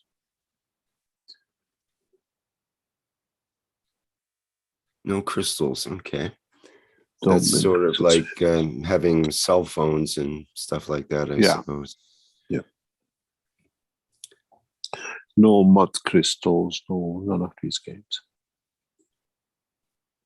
What about jewelry, such as we rings, allow jewelry. We don't stop it, but when you talk about crystals, they come with a different idea of it. When we talk about different, but nowadays we just, as we extend what we call it, the development, we are less and less restricted by other things. It will come very soon when we let you in, come with a handbag and suitcase, because when you land in New York, you need it. And we have to see.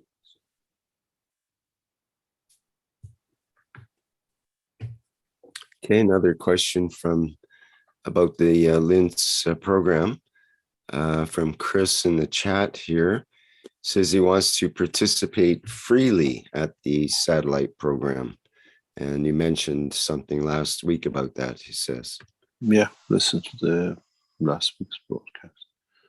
We have a lot of people who want to do freely a lot of things and cause a lot of problems for the foundation. We become wise to these freely jobs. We see the whole process is to understand why we are doing and what we are committing ourselves to.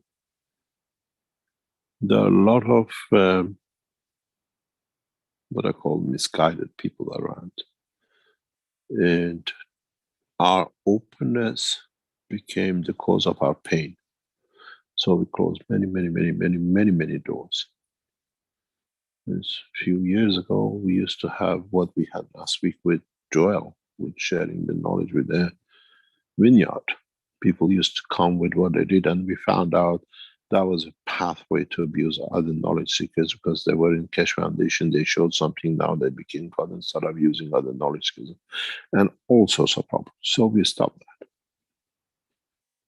They use us for abusing other knowledge seekers and all sorts of things. So we learn, it's you who teach us what to do. Even some of you are very sincere with what you want to do, but those who abused us and abused the system taught us how to block the system. We used to share a lot of knowledge in all aspects.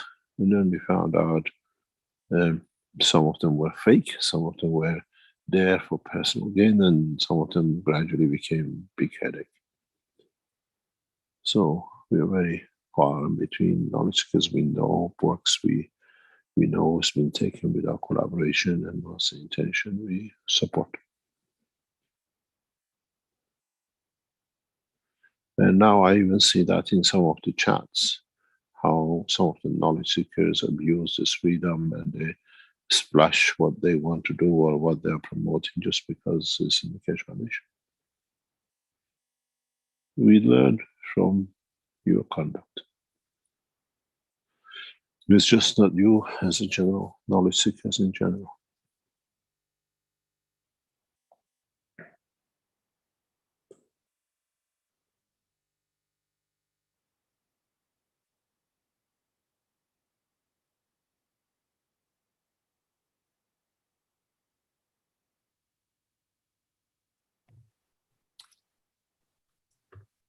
Okay.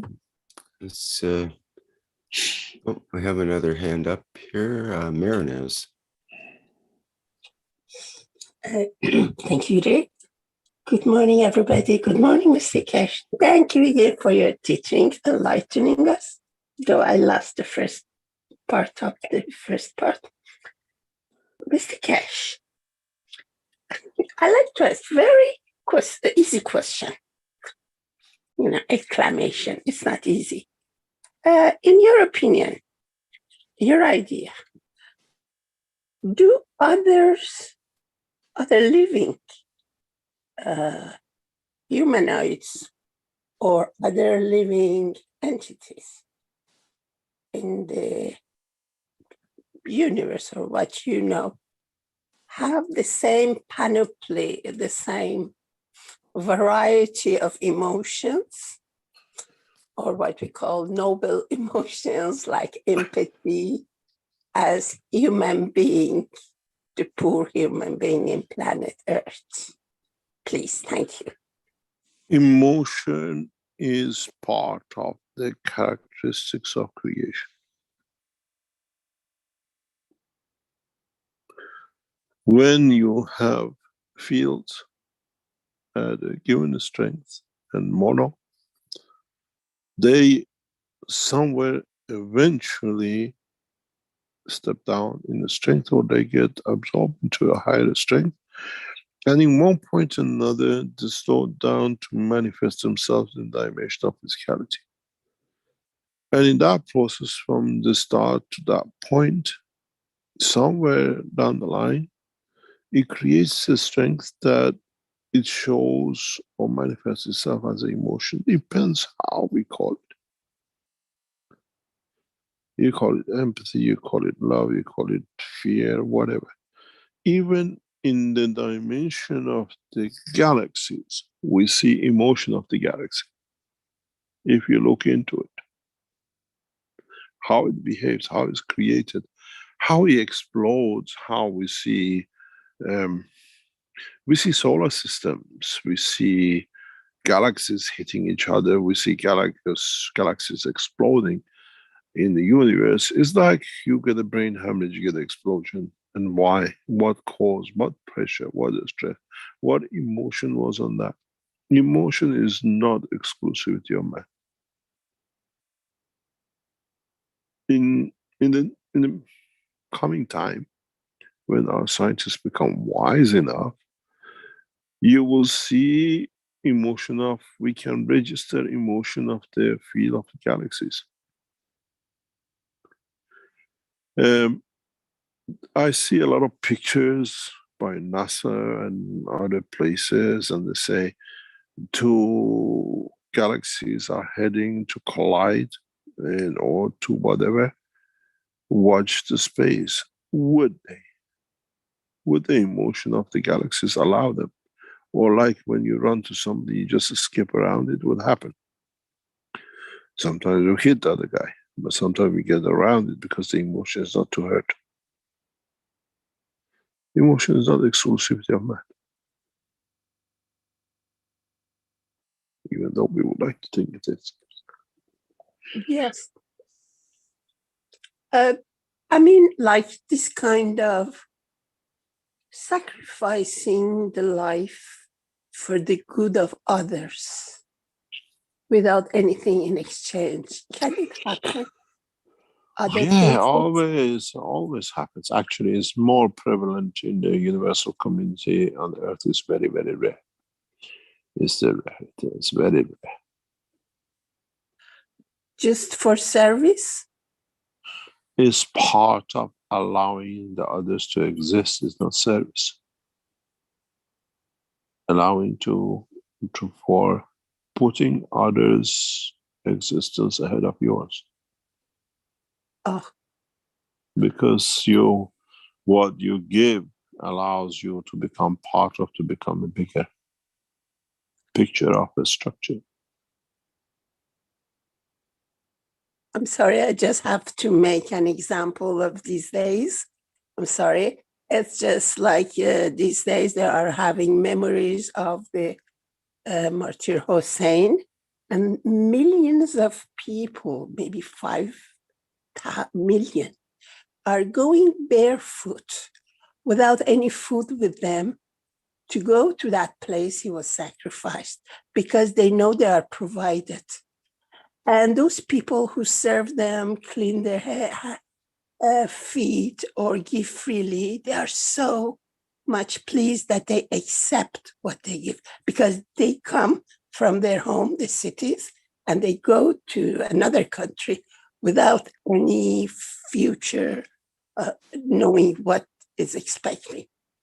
And yeah, you have to explain. You have to explain for people to understand. This is in the Shia Islamic culture. Yes. And is part of the grandson of Muhammad, bless his name. in the battles with what we call the uncles and the cousins of the Muhammad, who were power struggles. And between the two sides of the family, the son-in-law and then the grandchildren of the Muhammad brothers' neighbors, in the battles, they lost a lot. The Shias look at it as a sacrifice. The Sunnis see it as the end of an era of enforcement. Depends which side of the fence you sit. But the Shias try to replicate the sacrifice the grandchildren of Muhammad did to keep the word of Muhammad flowing. And most of this happened, as you say, around Karbala, which is the Iraq of today. And in that process is where what we call the kingdom of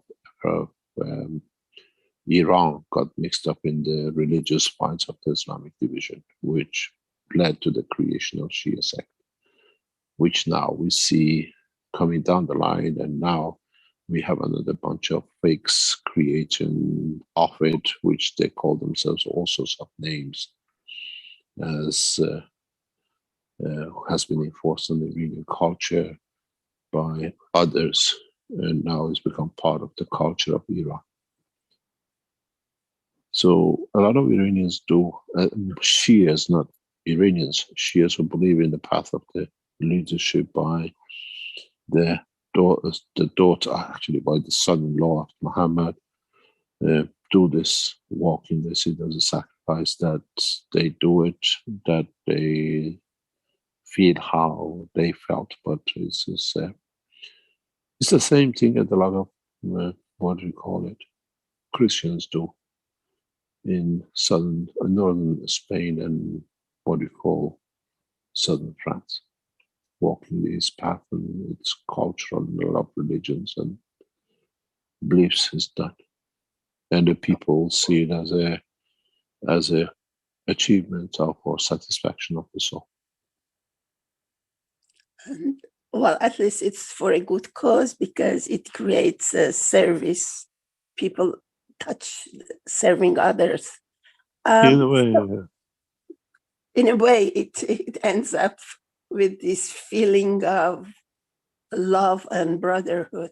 And also, so why did God prefer man to the angels? Because he said he knows the things you don't know. Why, according to the book? Maybe the answer is what you are spending time with. Why did the God created man to the angels?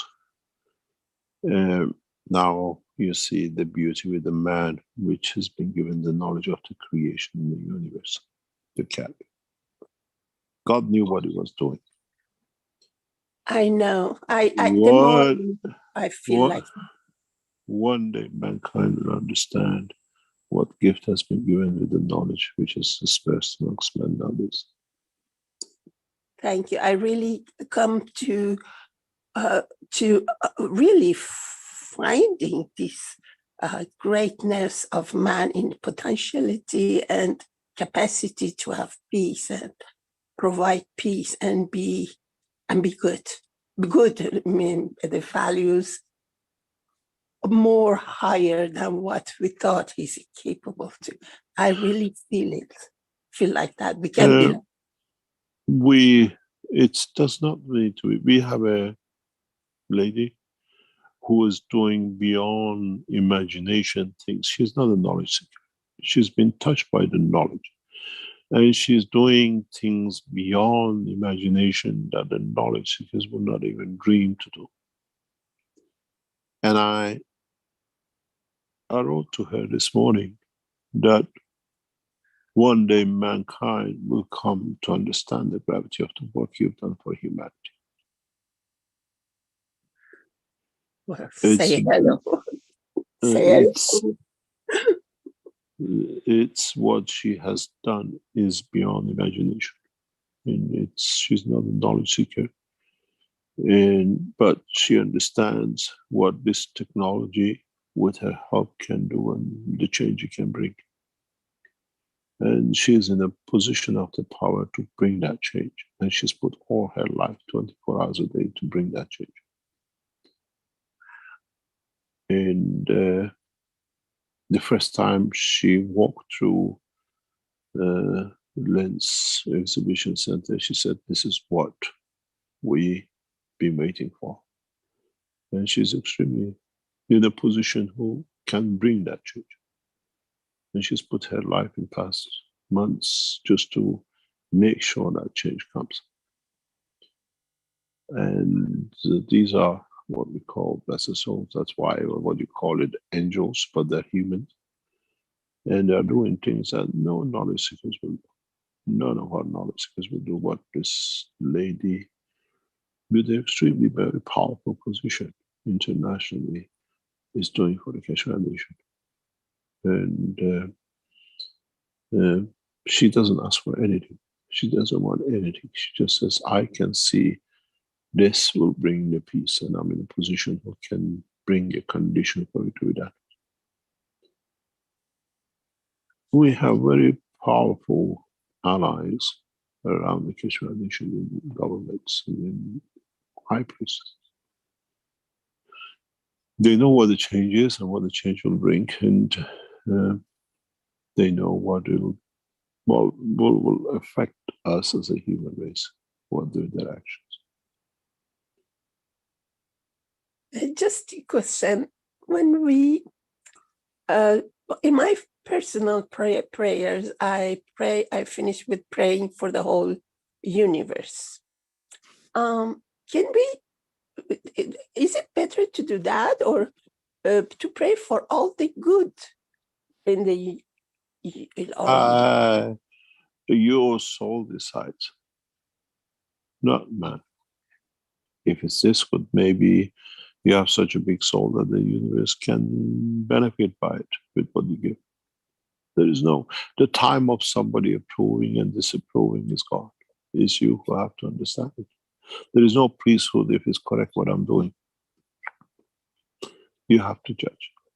Thank you very much. Lucky us to have you. Wish you all the best and all your friends. Thank the you. best thing. Thank you very much. Thank you.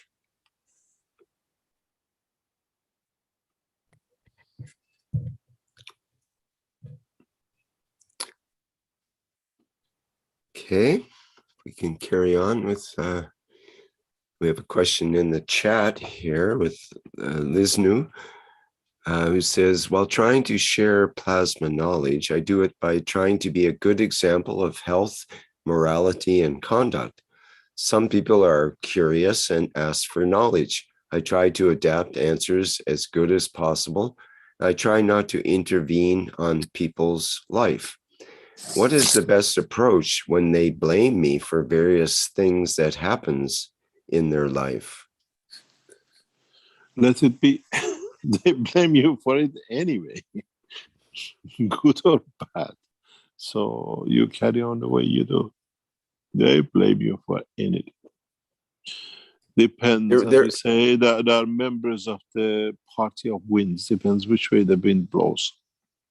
Yes. Well, you gave me some really good advice with, that's like dealing with trolls, basically, when people they troll you on, they say they want to know about the plasma knowledge, and then they blame you for telling you about it. But you gave me 2 words. You told me 2 words how to deal with trolls. And you could say the same thing for those people that blame you for things.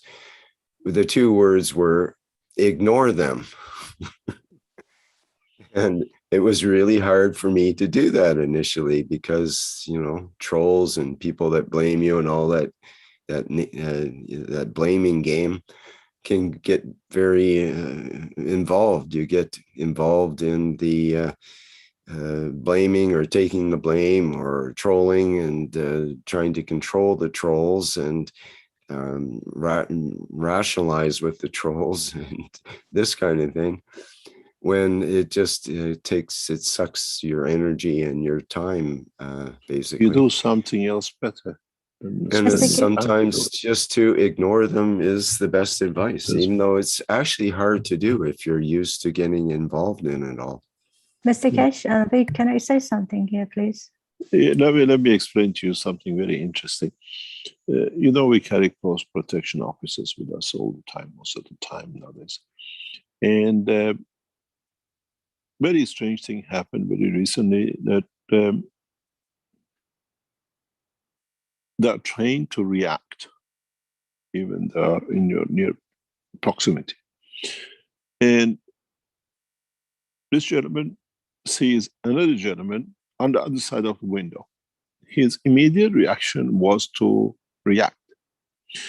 And he gets out and chases the guy. The guy runs for his life.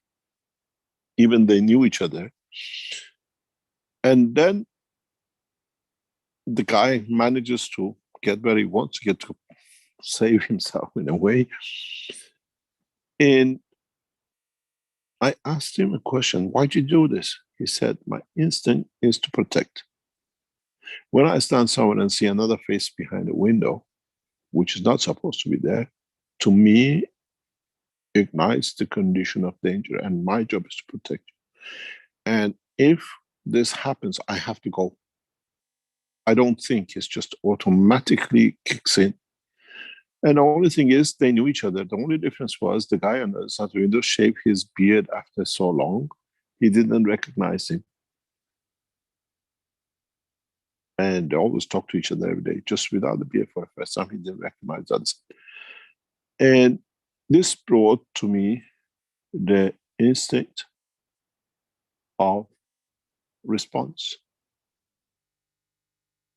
And I said to him, this is not the way to be. You've got to analyze, see what it says. There's no time to analyze. For me to analyze is your life. So I have to react. And I said to him, you got to be passive. See what's next. He says, there is no time for. I'm not trained that way. So we get used to reacting. We are conditioned to reacting. And this is becoming part of us. And trying to change it is impossibility for some of us. And this experience has brought me a lot of things, how people react, how people see things. They have to react. It's very hard to walk away and not to react.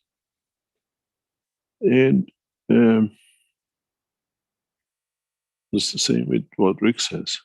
Just ignore it. And to ignore it is harder than actually dealing with it. Because dealing, you put your emotions up.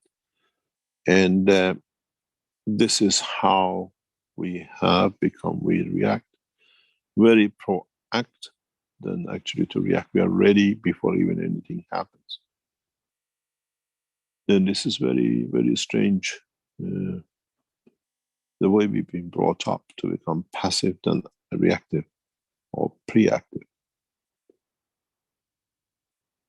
And it works.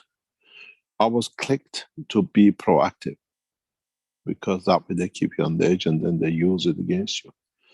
And in the past 2-3 years, I learned just to let it be what it is, and look up to itself. If it's the wrong way, it'll come up to surface the wrong way.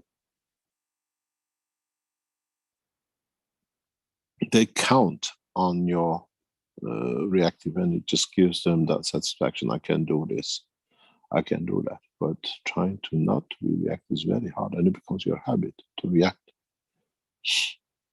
And we learn a lot. It's just to, just let it go. It's time for them to find another way to trying to get reaction from you. So while they're busy doing that, you carry on with your work. Yes, Azajun. What I was going to ask, tell this person is this, my experience told me when originally when I started to learn the knowledge, not only plasma knowledge and all their knowledge of creation.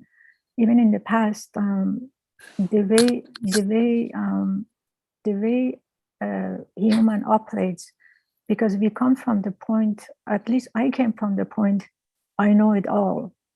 So when a person start talking about a problem, I deliver the knowledge in a way that I'm kind of like acting like a boss. It doesn't come from humbleness. So when you start to understand the soul, and when people start to talk, when you come, imagine you are God. When you look at God himself, or the creator, he's always shining like a sun. It doesn't care if you're poor or rich, or if you have a big ego, not ego, anything. It just shines constantly. So when you think about yourself like a God, like a creator, you actually become like that. You will shine. So when you look at yourself, I'm shining this person, and I just listen to this person. When you start listening, not to want to constantly give them the solution, first of all, you understand two things. One is this person actually got this problem because he constantly talks about his story and really doesn't want to have a solution, or does he really want to have like to have a solution? When some people come and talk now, with way I look at it, or I see this person doesn't want to have a solution, but he wants to constantly say, look at me, I have this problem, because they get attention. So for me to give them a solution right away, they kind of are going to attack you.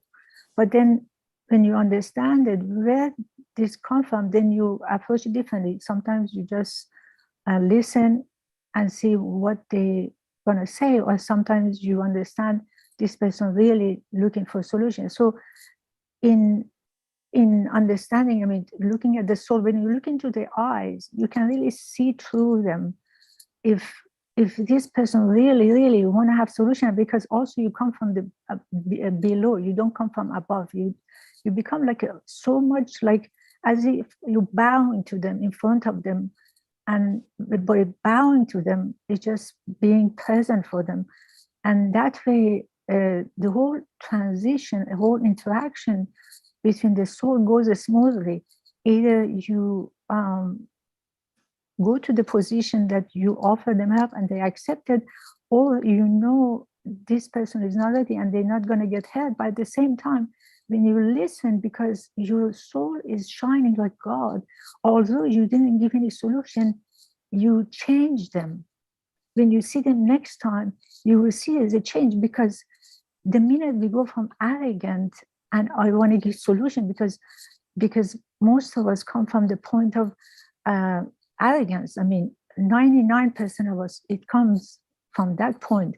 Although we are knowledge seekers, but that knowledge become a weapon to say, look, I know, but you don't know. You have to listen to me. I know it all.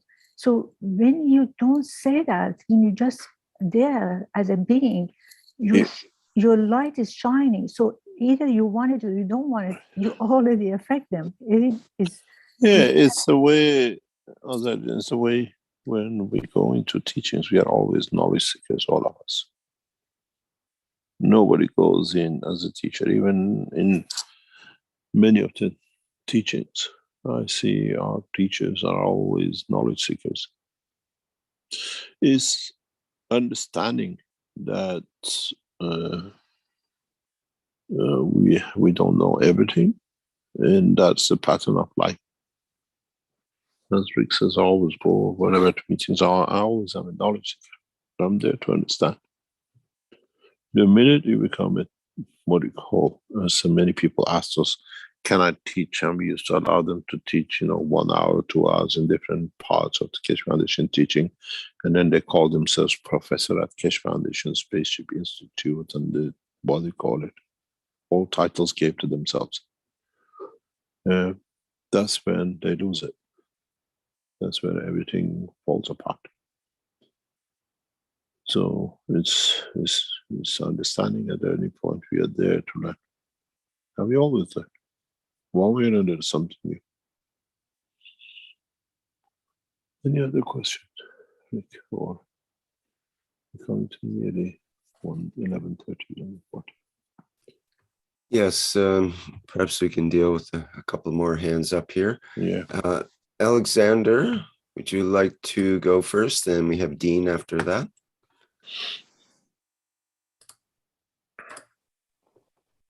Alô? Tá me ouvindo, Rick?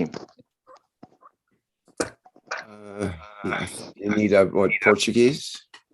Yeah. Yes. Alexandre Brasil. Raphael's here. Raphael to the rescue. Thank you, Raphael. Ok, you're welcome. Sim, Alexandre, pode falar, por favor.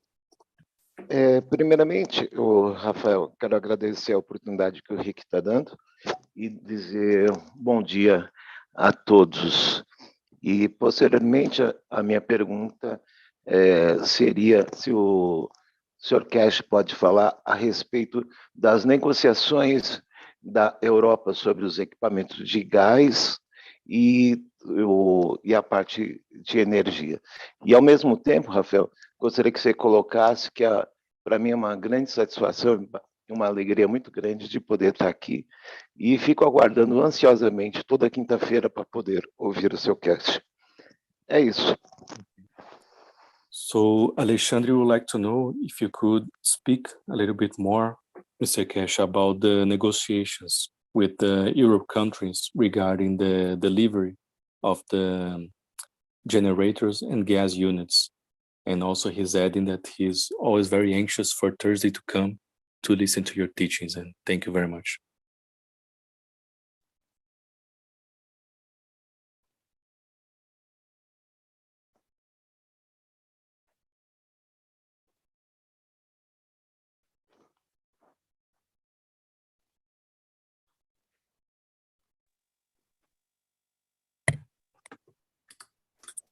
Do we need the question again?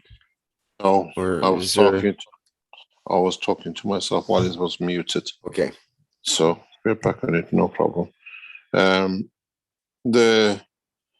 I was saying, there are a number of European nations who are looking at and working, and as one of the leading European nations are pushing us. They want to see a working system, that it can be changed. And as I said, well, I was talking to one of our team this morning that they were getting pressurized, that they want to see a working system. And the reason I explained earlier on about that we're going to put a blueprint of the gas and energy unit is in response to not a pressure but request by one of the leading Western European nations in respect to this technology, to see how we can comply with it, how we can bring it out. But it is showing up the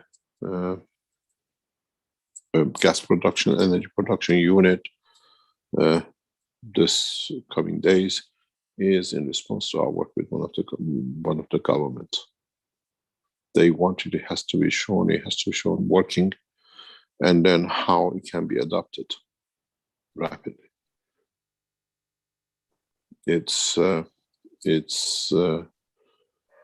people who don't live in Europe don't understand or cannot comprehend what is cooking up here. We have prime ministers, leading industrialists talking about the massive problems, recessions, and lack of the gas and energy and the prices which has gone up, budgets which put into act to protect it. And in a way, they're trying to keep the governments and everything under control.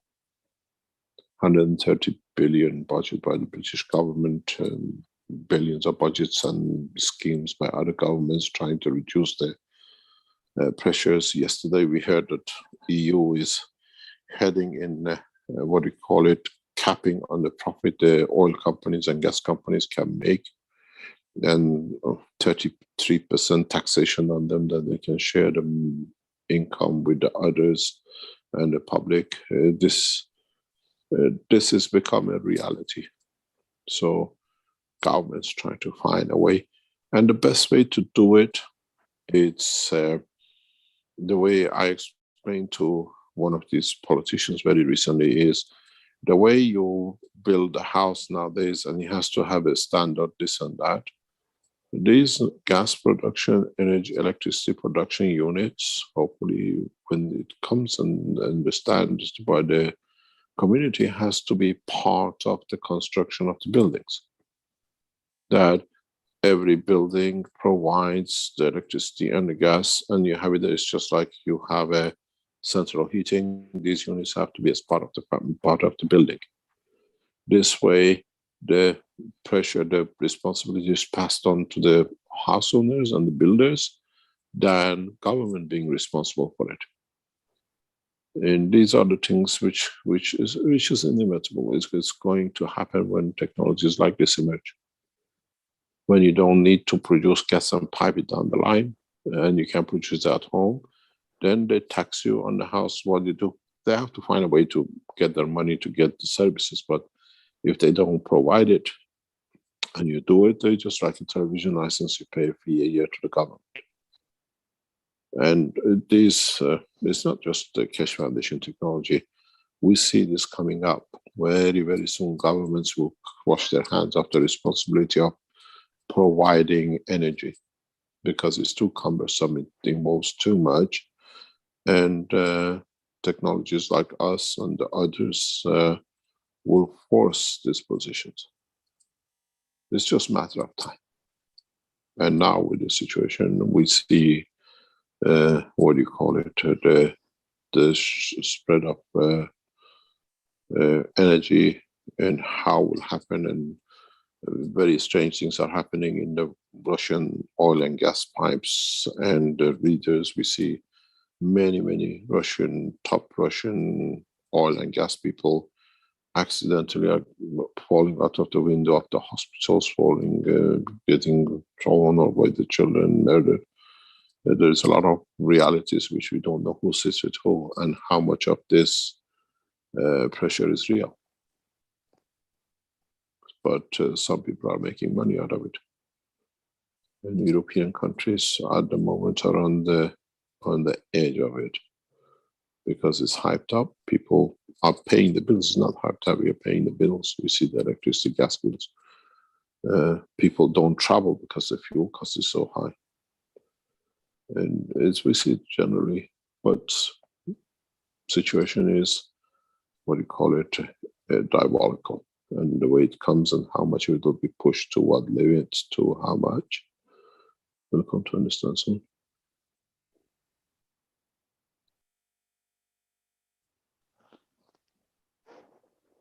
Ok, muito obrigado então, o Thank you very much. Rafael e o Sr. Keshe. Muito gratidão pelas informações. Torço muito que tudo dê certo e que a humanidade consiga, com isso, evoluir cada vez mais e a tecnologia da Fundação Keshe possa ser espalhada o quanto antes pelo mundo. Muito obrigado.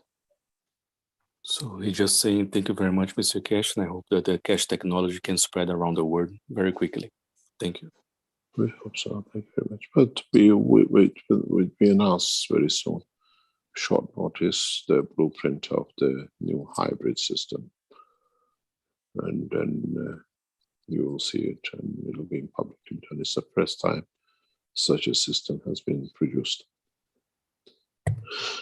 There's a question, will this blueprint from Dimitri, will this blueprint day happen before next Thursday?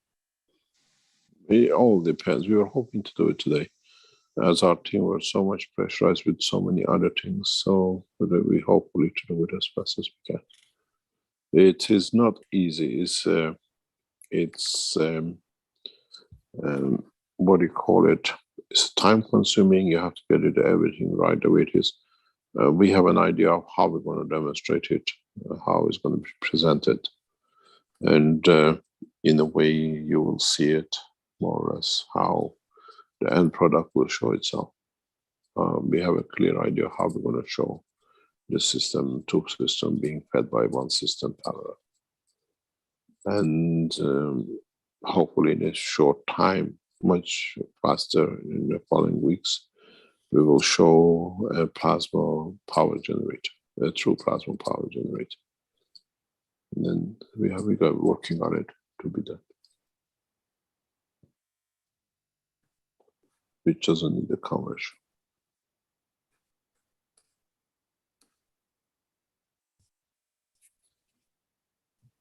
Dimitri asks, can we have 24 hours notice when the when you might have have you ever had it? No. Have you ever had enough notice from guys? I was going to answer no. No. Just simply no.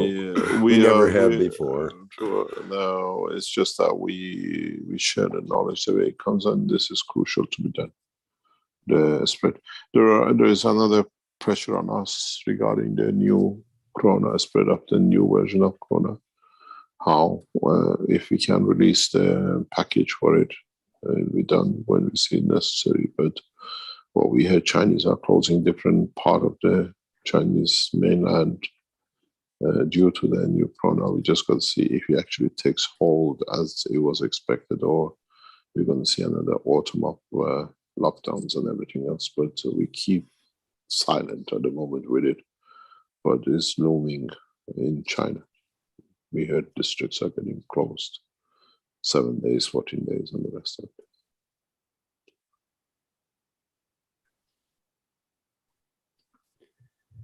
Okay, perhaps we go ahead. Sorry. I received a comment. Would you like to make any comments about what has happened in the past week in UK? We have no comments. And the same, I received a request, can you explain what's happening in Iran? We have no comments. We wait for the destiny to show its time.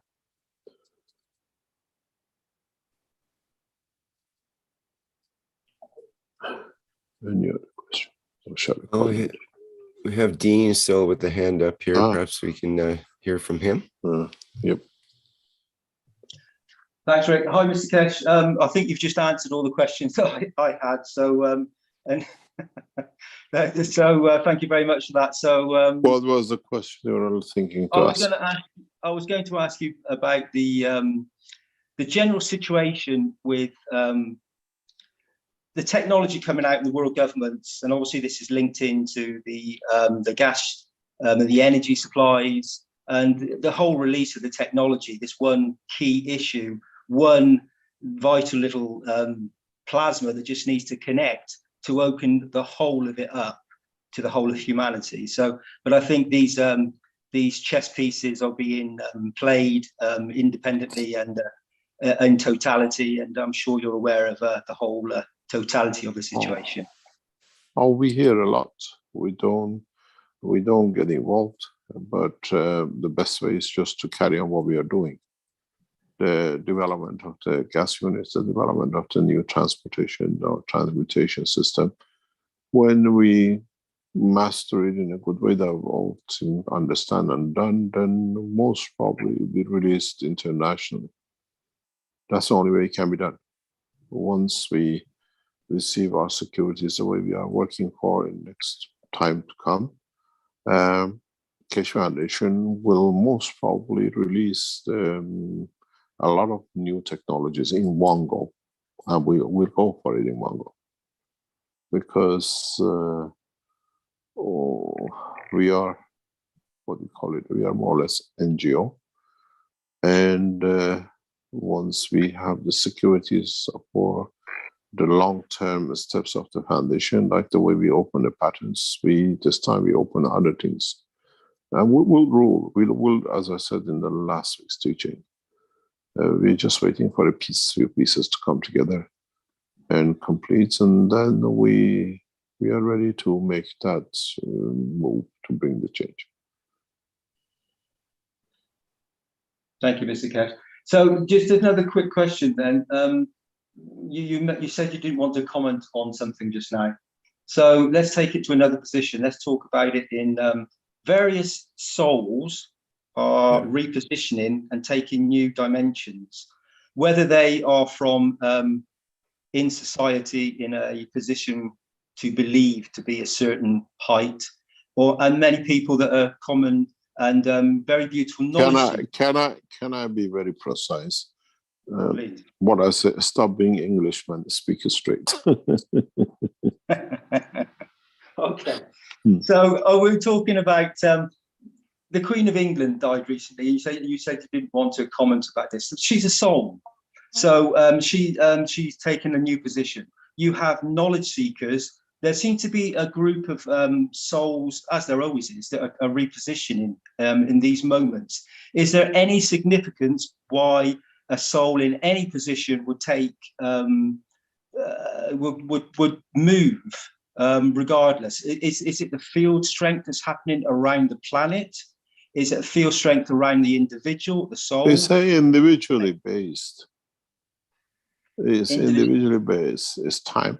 Well, now it's what you call the Queen of England. A lot of things goes on till she's buried on Saturday, I think. But essentially, my first reaction when I heard, I said, thanks God. One of the most evil souls has left us. A lot of people think a different way, but we know what she's done and what she's been up to. And I think we might see a better life for humanity with Charles.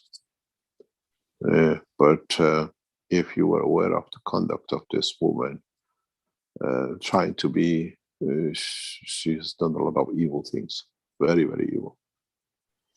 And it doesn't matter, we don't get in conflict with another royal family or whatever, but she's been cause of huge, huge, huge problems. Personally, you have to understand, when you have to be the only one and you have to be, what do you call it, the longer one, you do everything for the others not to be there. And this behavior goes from before the time she even came into throne. Selfishness, and I have to be the only one. We've seen the whole series of the events in her lifetime. So people look at it this way, we look at it as a fact in the world, what do you call it, as a whole. As I said, my reaction was, thanks God. Let's see if the other guy is different than this one. We have now the same situation in Iran. We are aware that there are rumors and talks about the Iranian leadership. And it's the same. Thank you. We keep out of it because we know what they really have done, which is not in public. And anybody who was better was eliminated. Anybody who was more popular was eliminated. Anybody who was loved by public was somehow put aside. And this was a habit of this woman.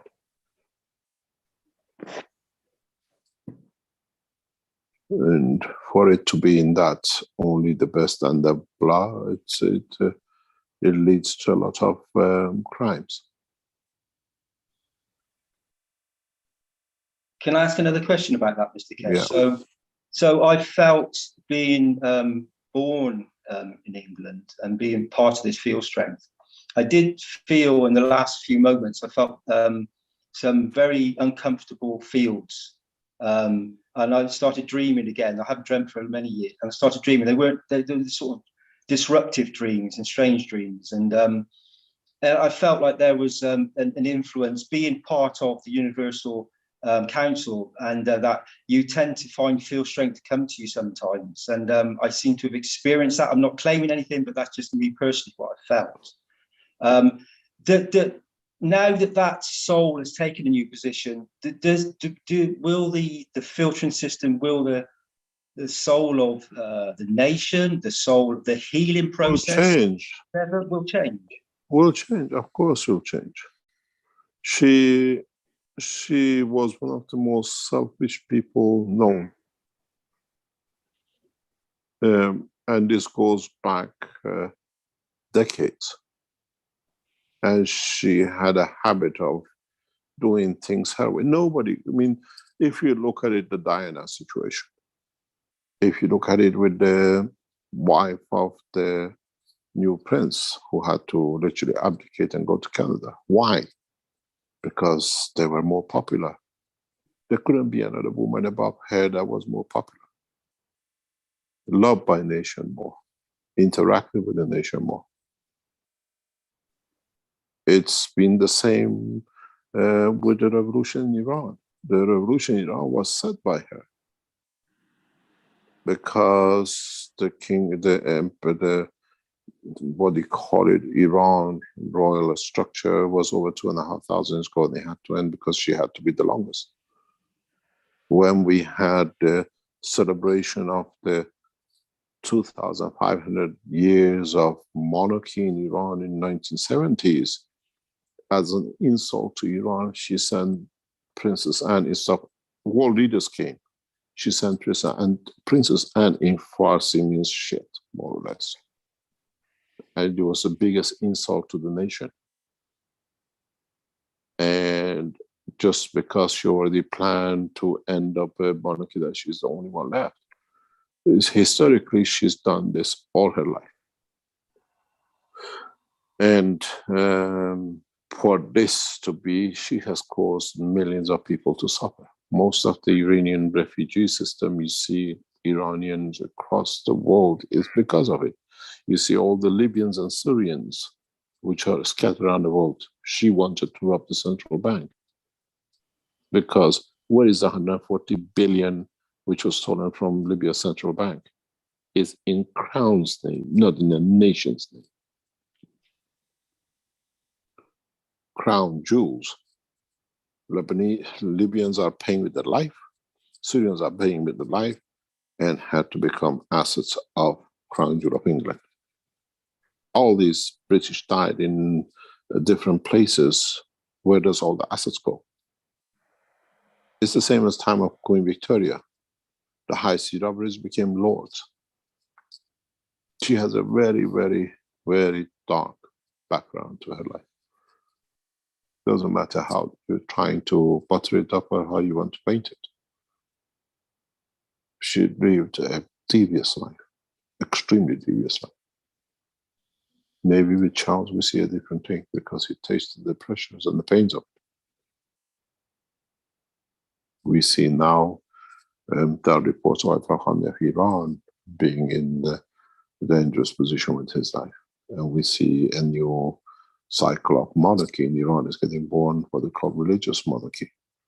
We got rid of a Shah to have no monarchies, so religious leaders have to come by the position of their intellect, not by birthright.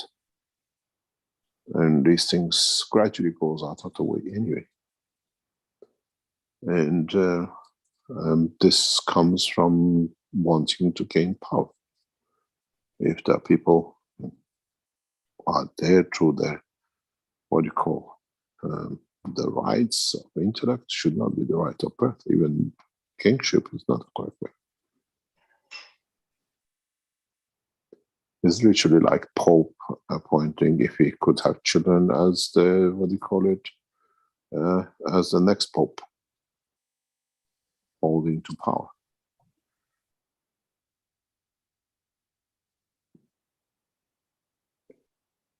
And these things will change.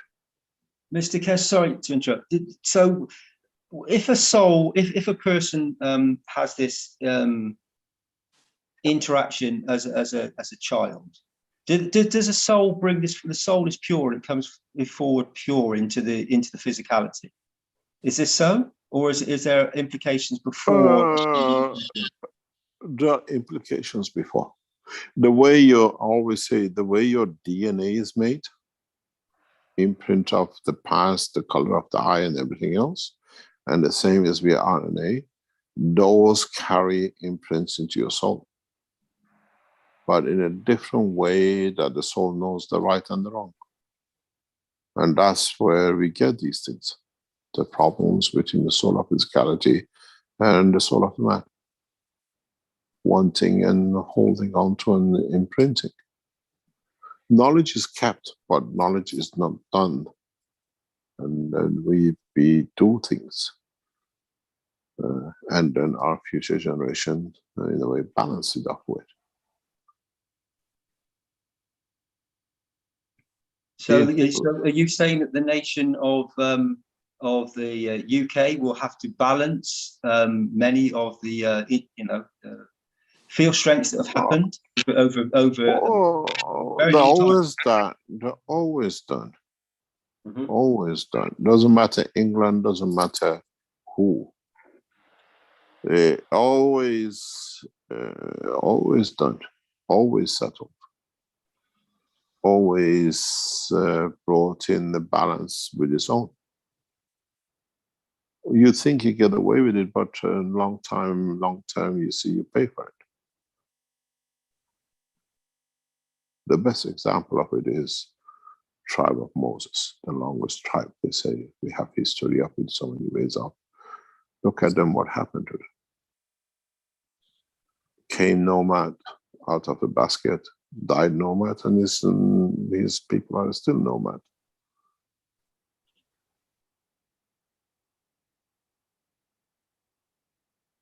It has to be ingrained in understanding, not forced because of. It's a very good example of it is Sheikh Mohammed of Dubai built beautiful small cities around his emirate that the nomads could be put in, and beautifully furnished woods, cupboards, doors and everything. And these people are nomads, they're made in the tents. This is all it is. Some of the people in Dubai, you see the city, go inside and you see the backwardness. So he brought these people to live in these apartments, which was made by the government. And then after a while, they saw there are no doors in the house, there are no wood frames, there are no kitchen bits. The nomads took them and burned them in the middle of the kitchen because that's how they were used to in the desert. By giving does not bring intelligence and usage. You understand? So it is, but in the long term, you pay for it. It balances the books. So the soul of many people with this discussion, it will upset many people that are royalists and follow them to the, it's their whole lives are built around this. I take no stance either way. Just as a pure scientist speak, however, just in a true sense that what feels correct to me. Yeah. And so the soul, each soul is responsible for their own conduct, and as we know, and they carry that field strength. So, and inside themselves, each person really will know the truth of whether they are approaching something in a magnetical or gravitational field, a positive or a negative, and they will sense that in a split moment. And this is the soul interaction that makes us very aware. But many people deny this. It all depends. We deny a lot of things.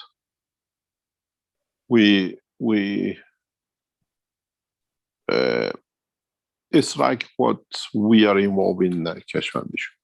We set up a plan for Keshe Foundation about a year ago to bring it to a new dimension. So we worked on it. We've done a lot of things on it. And a few months ago, we got you knowledge seekers involved with it. And some of you helped us to do it.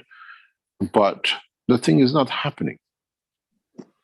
And I look at it as there's a reason for it. It's not time and place for it, maybe.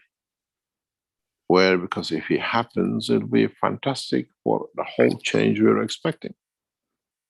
And I don't push it because it means it's not the time and the day for it. When the time and day comes, it'll happen. We put a lot of effort into it. It's not that it's for me, it's because I know it'll bring the massive change to the whole structure of humanity, what's about to happen. But do I go out to do different things with it? No, and the people around are all waiting. We're all waiting for this thing to switch over today, tomorrow, next week, and it's been going for nearly a year. But why? Why does it change? Why does it hold?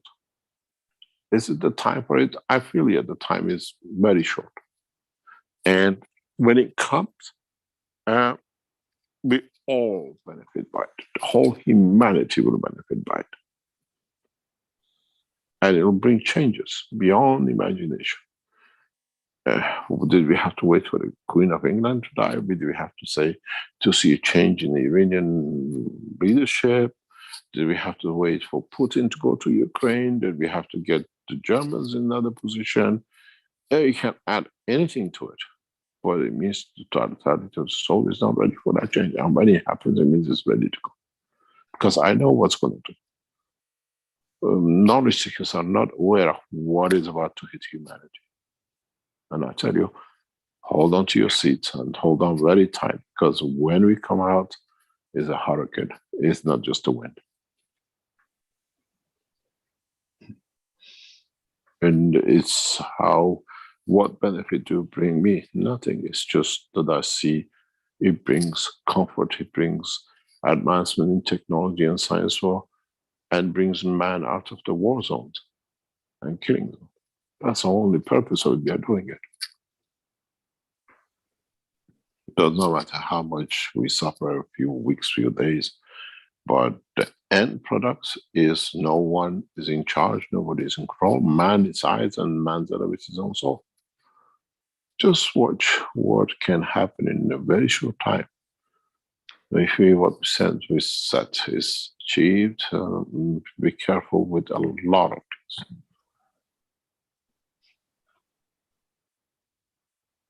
And the thing is, you all participated in it.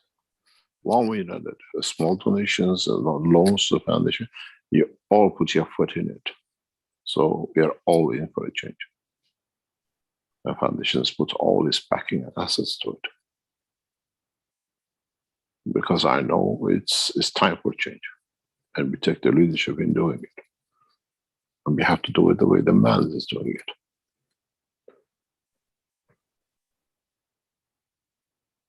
The old song says, it's the man's world.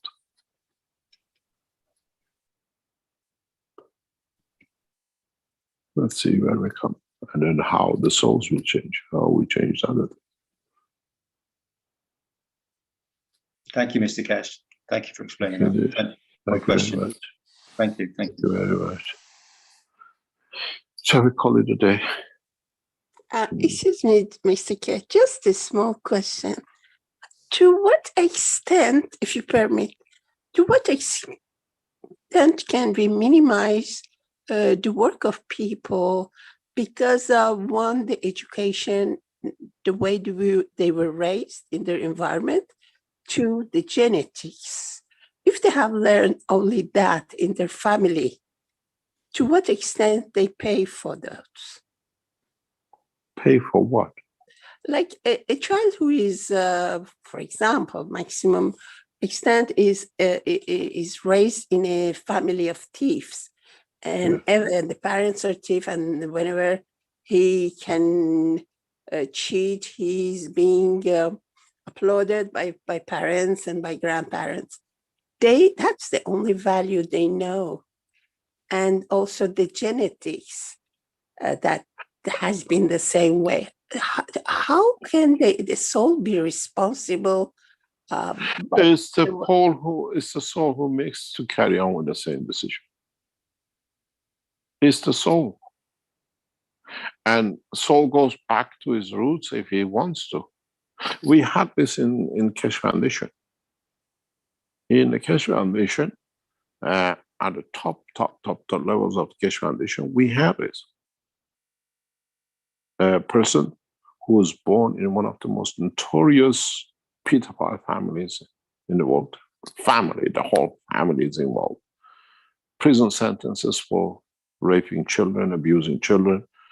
And then prostitution is like you're going to work as a doctor, and is carried on by the rest of the family. But the person knows this wrong. And for time decides to change, but the pool of what is born in does not allow it. She goes back to it. We had it in the highest levels of the Keshe Foundation. It doesn't matter how hard the person tries, We cannot stop it. It's them who have to elevate their soul. And then they blame everybody else for it. They have that choice. We had this in Keshe Foundation. And they have to decide. They work hard to try to overcome it or at least cover it, but it's you who's got to be on top of it. It can be done. But if it's brought for you, as say, a thief and the whole family is there, they do it and they're brought in it, and then it's normality, it's their normality. But it's one person who decides to bring the change. But would they pull back on it? Would what we had or what to them has to be kept? They do their best to walk away from it. They cover it, but underneath are doing it. This was one of the reasons Keshe Foundation battled with the pedophile groups, because they knew right on the top there is somebody who has a history of prison sentence and everything else hiding underneath. We didn't know, but they knew.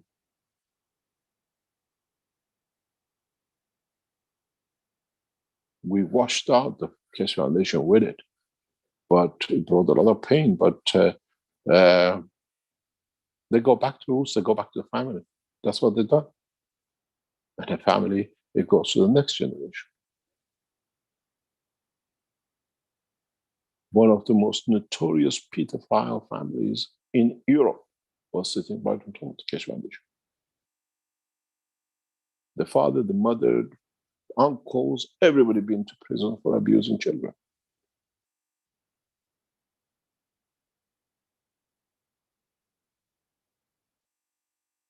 We had it, and I watched it. Didn't know that was the situation. And they've gone back to roots, exactly where they found comfort. The elevation and being in a good position wasn't good enough. They chose.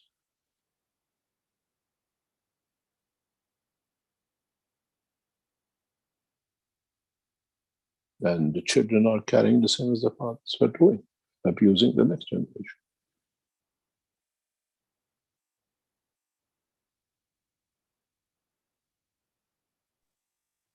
Thank you very much, sir. Thank you very much.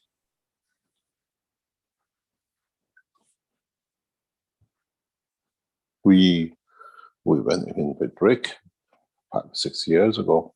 We went through it. We couldn't understand how we are targeted so frequently and with all this pedophiles.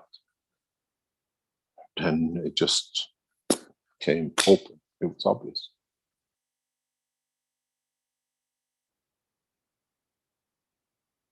They knew they have a big point, they can push it. And there was somebody who was supplying them.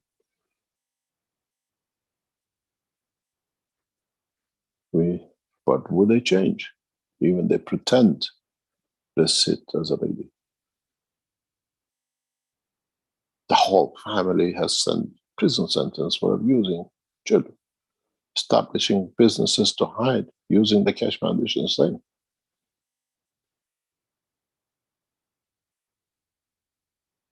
You cannot change their grain, but they have a choice to change. It's them who do not do it, but it's too hard to not to go back to the past. And if you see in past 2-3 years, we don't see much of these people around us. We got rid of the root. They came as head of the education system. They brought them allies in different ways into Keshe Foundation. You couldn't understand how. You bless their soul. I hope they find peace. But it's back to the old habits. Nation and mother cult to carry on, because it's the behavior of the nation.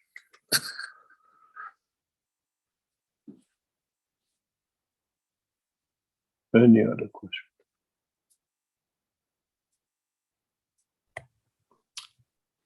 Well, I think you kind of wanted to wrap things up here, Mr. Keshe. We have. Thank you very much. And there, more. There's always more questions. What questions? Yeah. Let's see what comes up.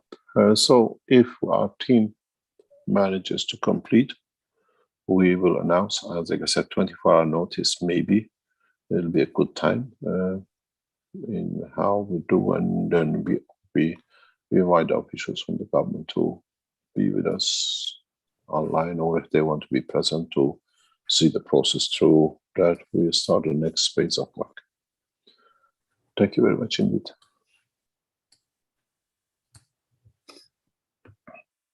Okay, very good. Thank you, Mr. Keshe, for another Knowledge Seekers Workshop, number 450 here today. Our next public teaching workshop will be the One Nation, One Planet, One Race for World Peace, coming up on, I guess it'll be September 20th already, on Tuesday, September 20th. And that starts at the 4 p.m. Central European time with members of the Universal Council. People are welcome to attend that meeting. Okay, I think that's a wrap for today. And thank you all for being here to be part of today's workshop. And we look forward to coming back again next week, if not before then, with a blueprint teaching, hopefully with 24 hours notice. That'll be a first. But we're always full of surprises here. Thank you, Mr. Keshe, once again. And bye, everyone. And we'll go out with the Flight Enhancement Spaceship Unit music version for a bit of clapping and dancing. All right, bye for now, everyone.